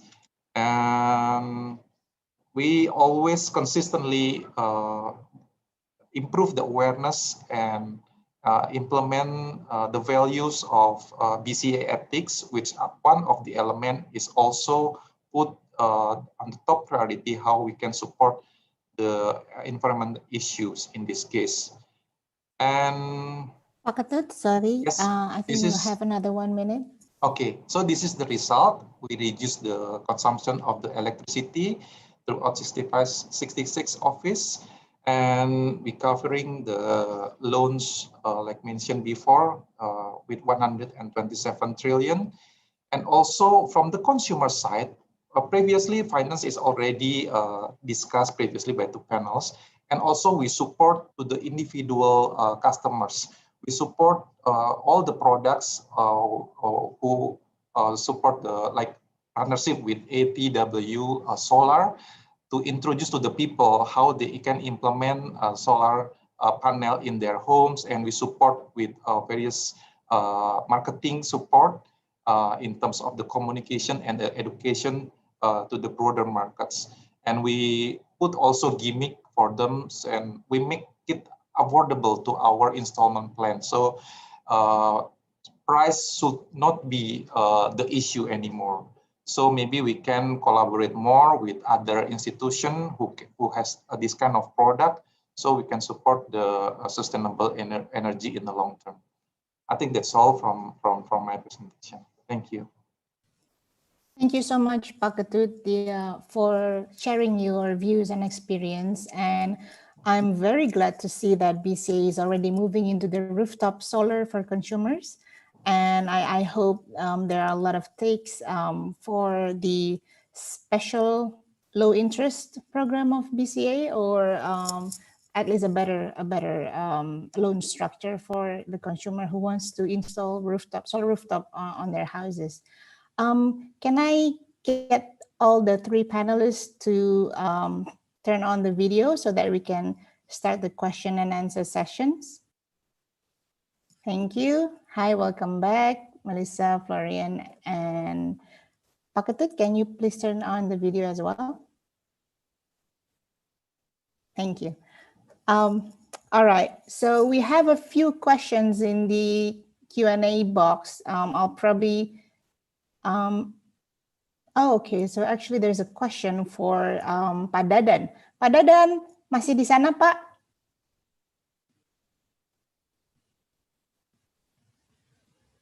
Has Pak Dadan left the session already? Sorry, Bu, Pak Dadan is another meeting. So okay. If there is any question goes to him, I will try to answer it. Thank you. Oke, Pak. Pak Krisnawan ya berarti ya. Ini ada pertanyaan dari Bagus Kuncoro. Perkenalkan, nama saya Bagus Kuncoro Hadi, mahasiswa Unsir. Pertanyaannya, bagaimana rencana pengelolaan energi nasional dan strategi implementasi untuk rencana umum energi nasional lintas sektoral yang katanya dapat menguraikan target energi negara sampai tahun 2050. Jadi ini kayaknya perencanaan secara keseluruhan ya Pak ya. Monggo Pak, bisa dijawab? Pak, Bapak masih on mute. Sorry, I will try to answer the question from Pak Bagus ya. Actually, we already have what we call the National Energy Master Plan. And then under this National Energy Master Plan, many related ministries, institutions involved in order to achieve our renewable energy target 23% by 2025. And there is some action under this master plan. what the Minister of Mineral Resources should do and Ministers of Transport must do. There is already identified. One of the implementation under this National Energy Master Plan is in developing electric vehicles that already launched by the Minister of Energy and Mineral Resources last year. And related minister is also already involved. For example, a Minister of Transport already issued some regulation in order to support modifications of the motor, conventional motor to the electric motors. This is the one of the what you call the involvement of the ministries, related ministries. The other one is other sectors is already identified under the National Energy Master Plan. The other one is the local, the province.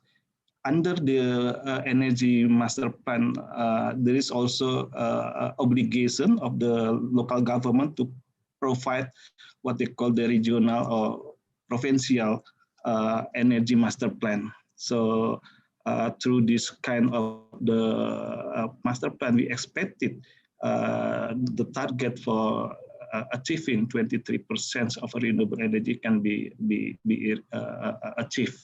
That's my explanation. Thank you. Thank you, Pak, for the very thorough explanation. I'll probably start from the bottom. I saw an interesting question. I think this is suitable for Melissa to answer. Apart from renewable energy financing, how do financial service institutions or banks view the potential for climate-related risk in non-renewable or fossil energy financing? For example, the potential for stranded assets in the future.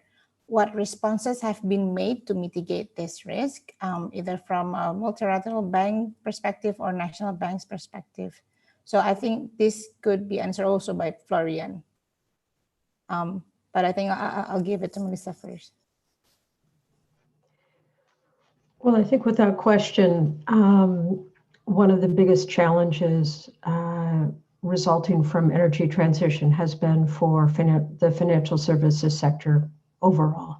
And we've seen a number of very thoughtful responses that have now begun to have practical implications for banks, some of which has to do with the Task Force on Climate-Focused Disclosures. So what's really evolved is an effort driven by bank regulators to say to banks, it's now incumbent upon you to look at your full portfolio of lending activities to begin assessing how climate risk affects your risk as a bank. Now that risk obviously varies by the nature of the bank. So BCA has a very different risk profile than, say, for example, a bank that predominantly lends to heavy industry.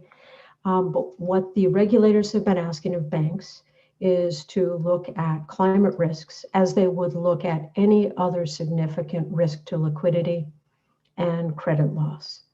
And it has driven a whole process for a number of the largest banks in the Asian region, and particularly in Southeast Asia, to look at their industry-related risks and the nature of their lending tenor and the types of financial products they've been providing across a range of borrowers. So that's led to a very productive process of really risk adjustment, if you will. And by the same token, it's also begun slowly but surely to result in a refocus. And with the rise of sustainable finance, we've now seen a number of banks, in some instances coming from a very low base, beginning to develop teams to look at the question of how can sustainable finance strategies be used to provide funding for positive energy transition activities. So let me give you one example. One of the more dynamic areas of sustainable finance, in addition to sustainability-linked bonds, is the sustainable loan market. And that's a particularly interesting area because it means where you've got banks that have clients that have activities that relate to energy transition and those activities can be monitored and can be defined in terms of KPIs.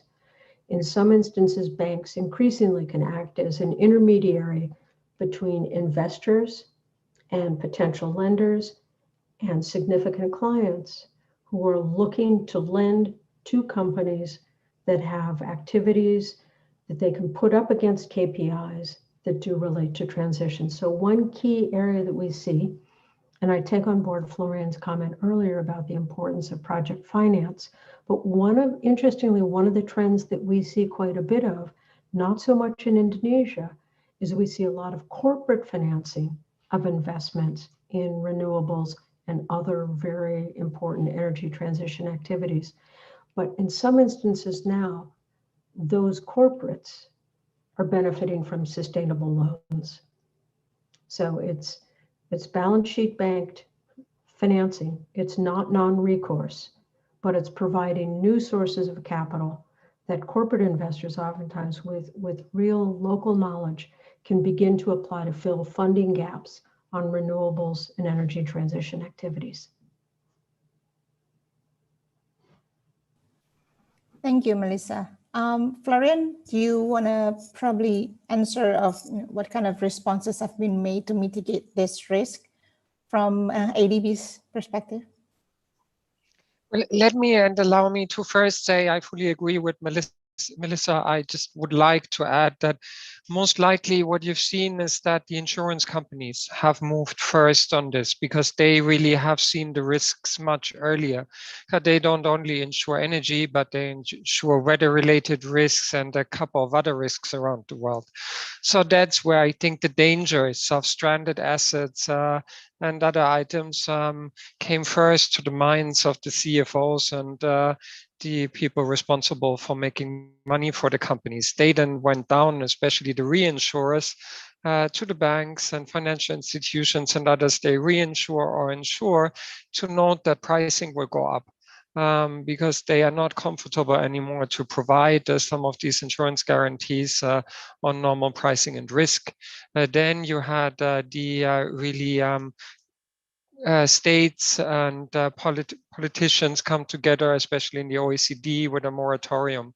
On the question of the stranded assets and from the multilaterals, it's not directly an ADB mandate, but we're very worried, and obviously also for our own portfolios. So that is why under Strategy 2030, ADB is fully moving out of coal financing and has already stopped for a long time financing of any upstream fossil fuels and has only limited financing for midstream.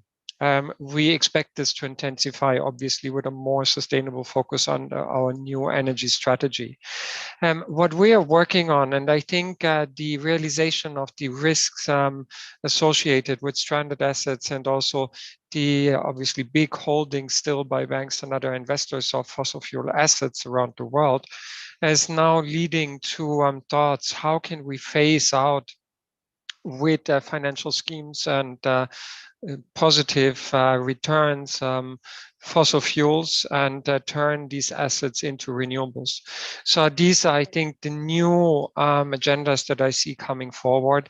Really, I would say based on what I would call the E.ON experience, where the company has split out basically in quotation marks bad assets, fossil assets, and reinvented itself on more renewable basis. So you can then basically transfer and phase out some of the assets while you're holding shares and interest in some of the new renewable assets that you can finance.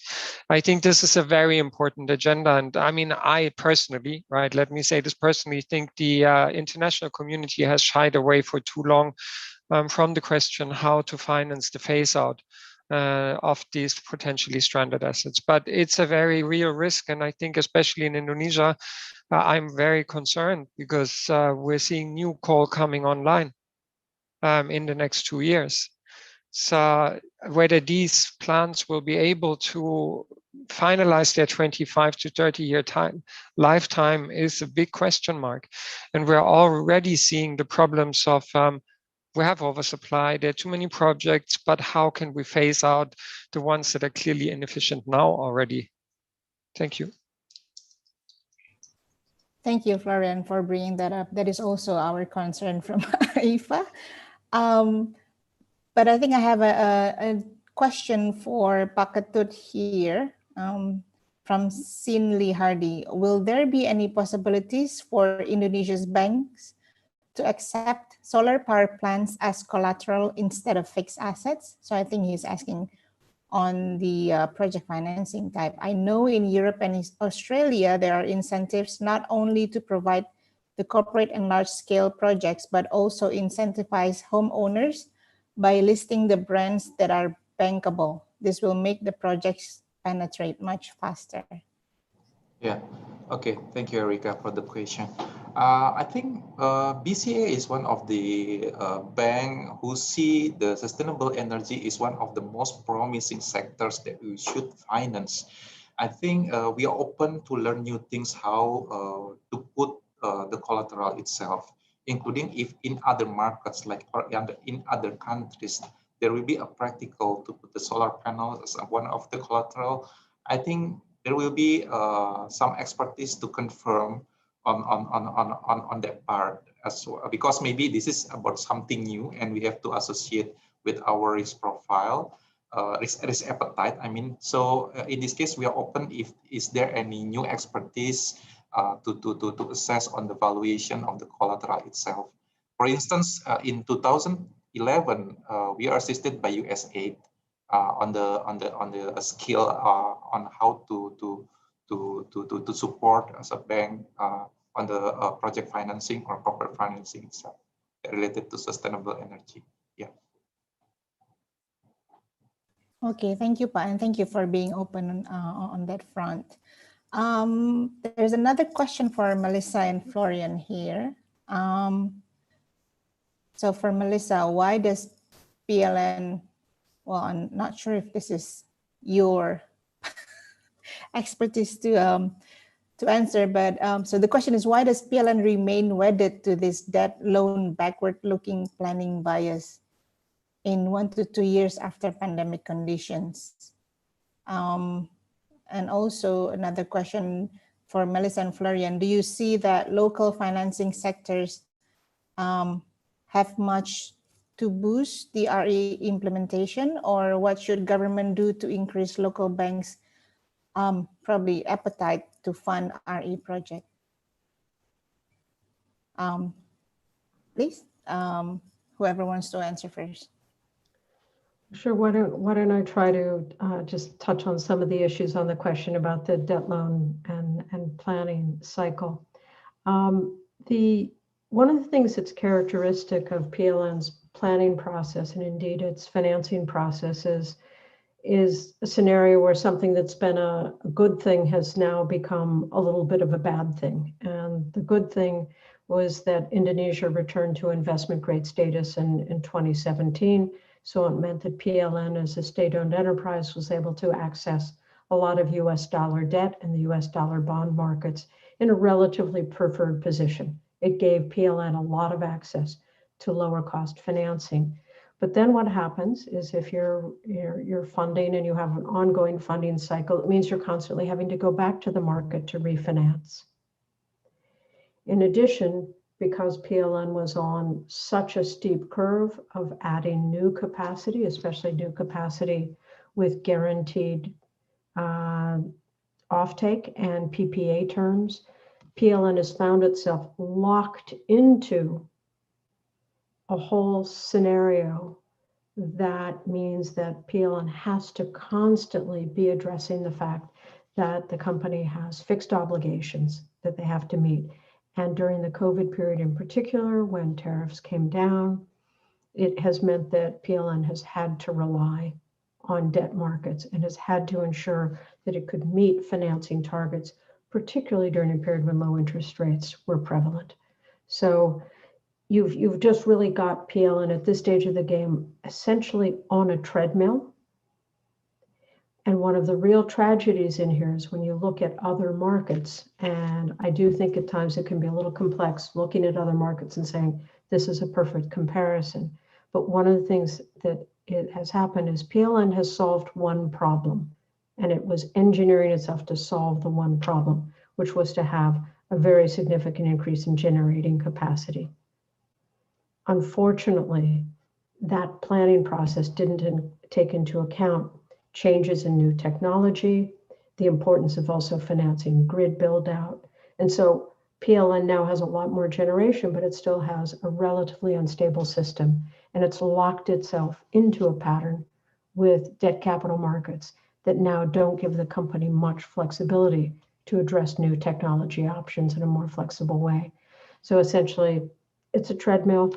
PLN is doing the best that it can, but it has limited its options in terms of dealing with transition. Thank you, Melissa. Florian?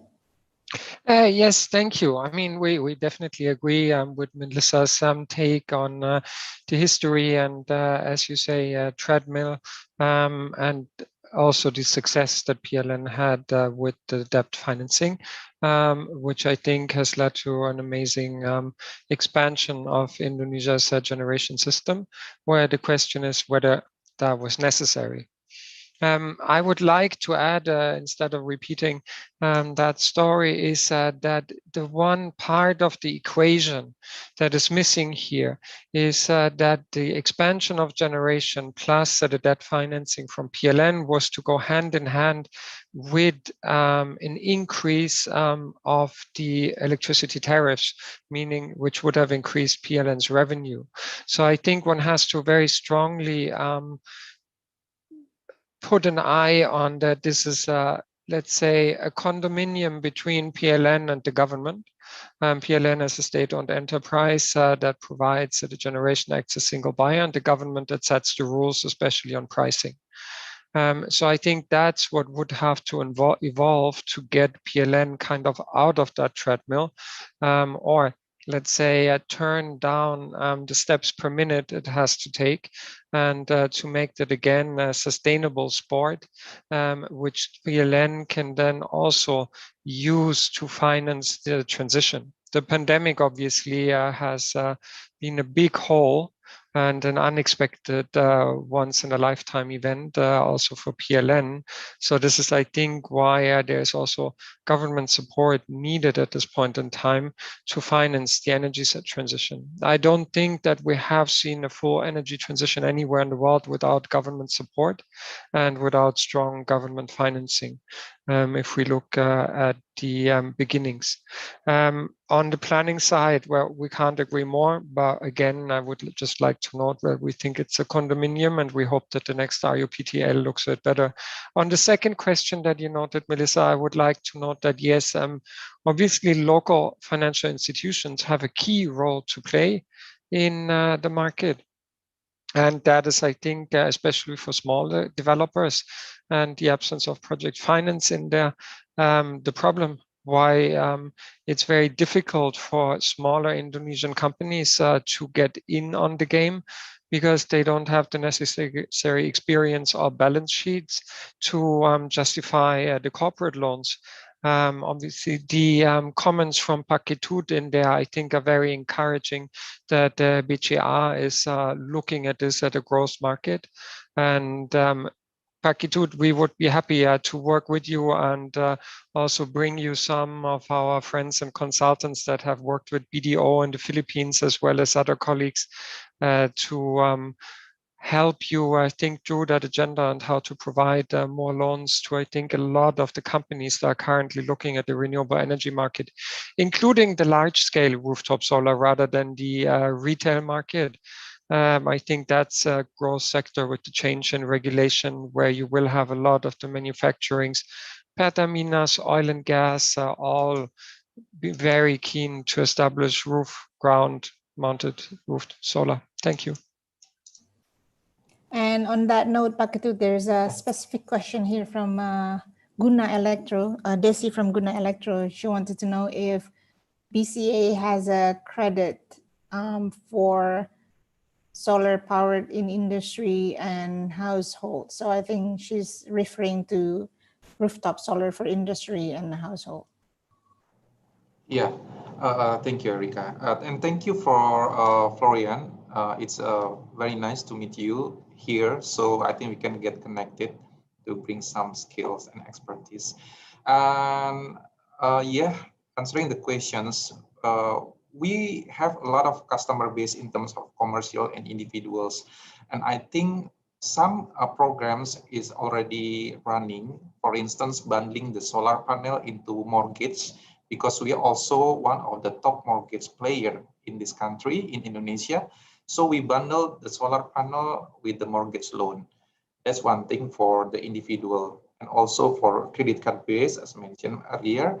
And also maybe for commercial, we can explore. I mean, we can put it as a bundling or a scheme when they are becoming our commercial or SME a client. Yeah, I think we are open for that one. Okay, thank you. There are still some more questions in the Q&A box, but we have almost neared our limited time, I think. Yes. So I'm sorry for all the questions that are unanswered. We'll probably keep your questions, and the event organizer will provide the answers. And can I respond just to one question? Sorry. Sure. Out of a I think someone asked about the possibility of nuclear. It's a topic close to my heart. So if I may, I would just like to note that I would encourage people to read the latest analysis from the German Institute for Economics, DIW. Not the most leftist or renewable focused institute in the world. They're really very conservative economists. Nuclear is the most expensive form of generation that you can put on the ground. There is nothing that costs you more money, and you simply do not have the cash. Second, you need a full training program for at least 5 years, and you need to produce every year nuclear engineers. Indonesia doesn't have that either. You have a number of problems with earthquakes, volcanoes. The natural hazards are huge. If you look at what happened in Japan and what can happen, and the catastrophes also.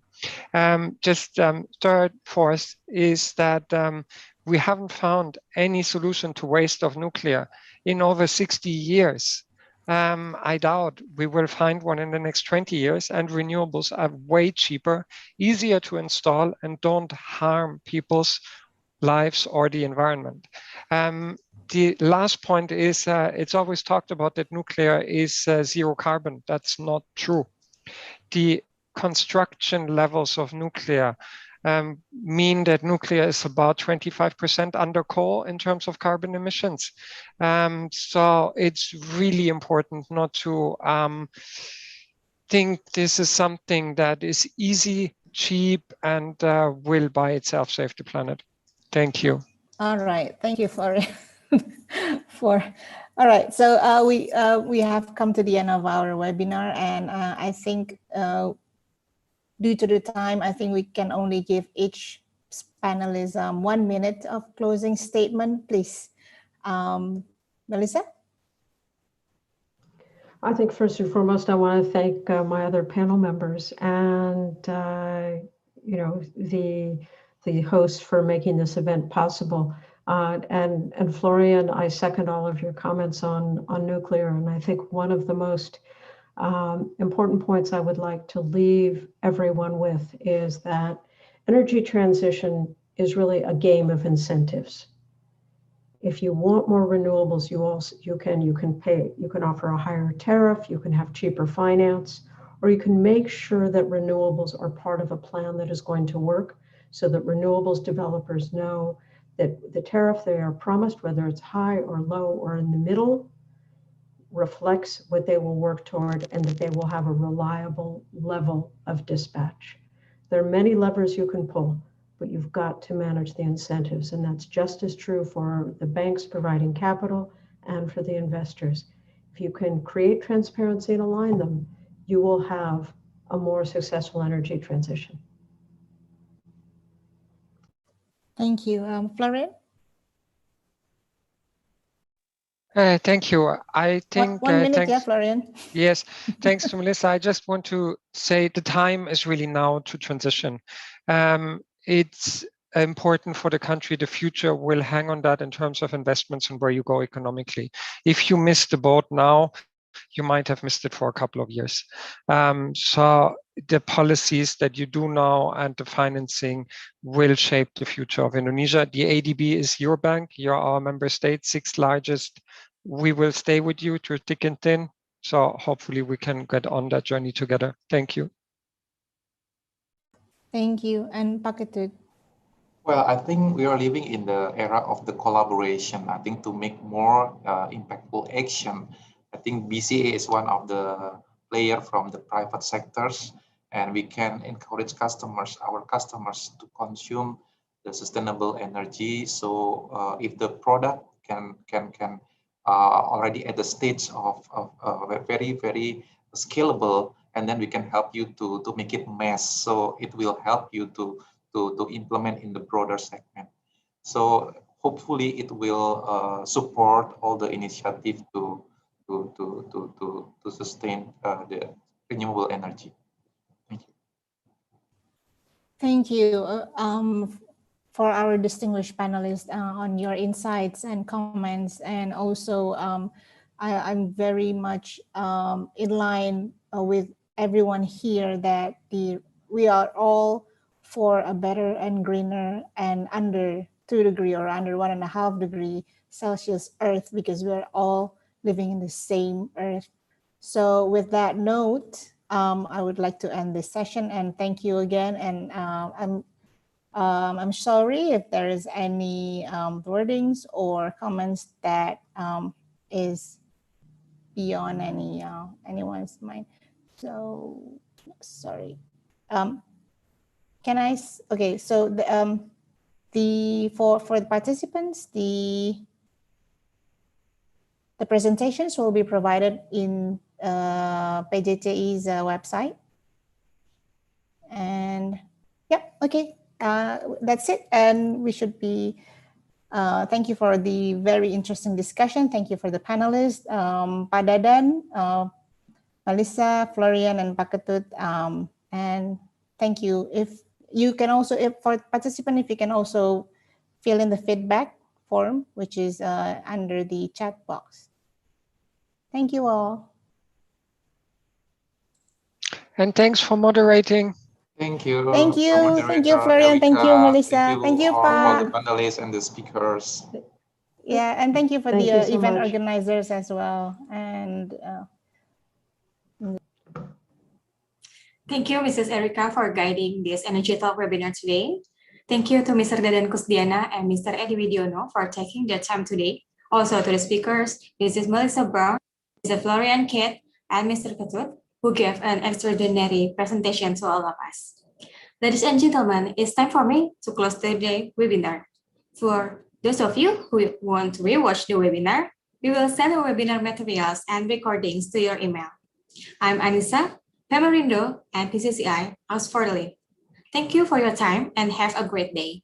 See you in the next Energy Talk 8 series. Sampai jumpa. Wassalamualaikum warahmatullahi wabarakatuh.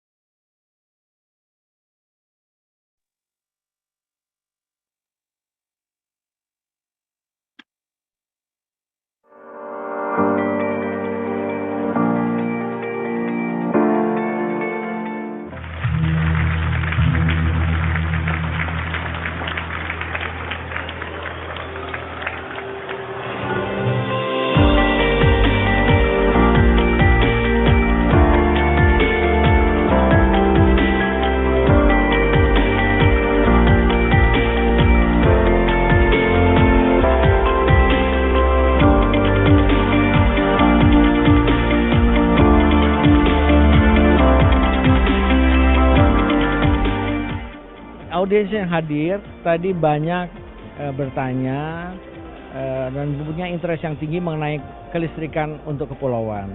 Dan memang mereka pengen tahu sebenarnya di mana batu sandungnya mengapa listrik kepulauan belum bisa berkembang secara sempurna di Indonesia. Sini kan banyak pertemuan konsultan mechanical electrical, jadinya pertemuan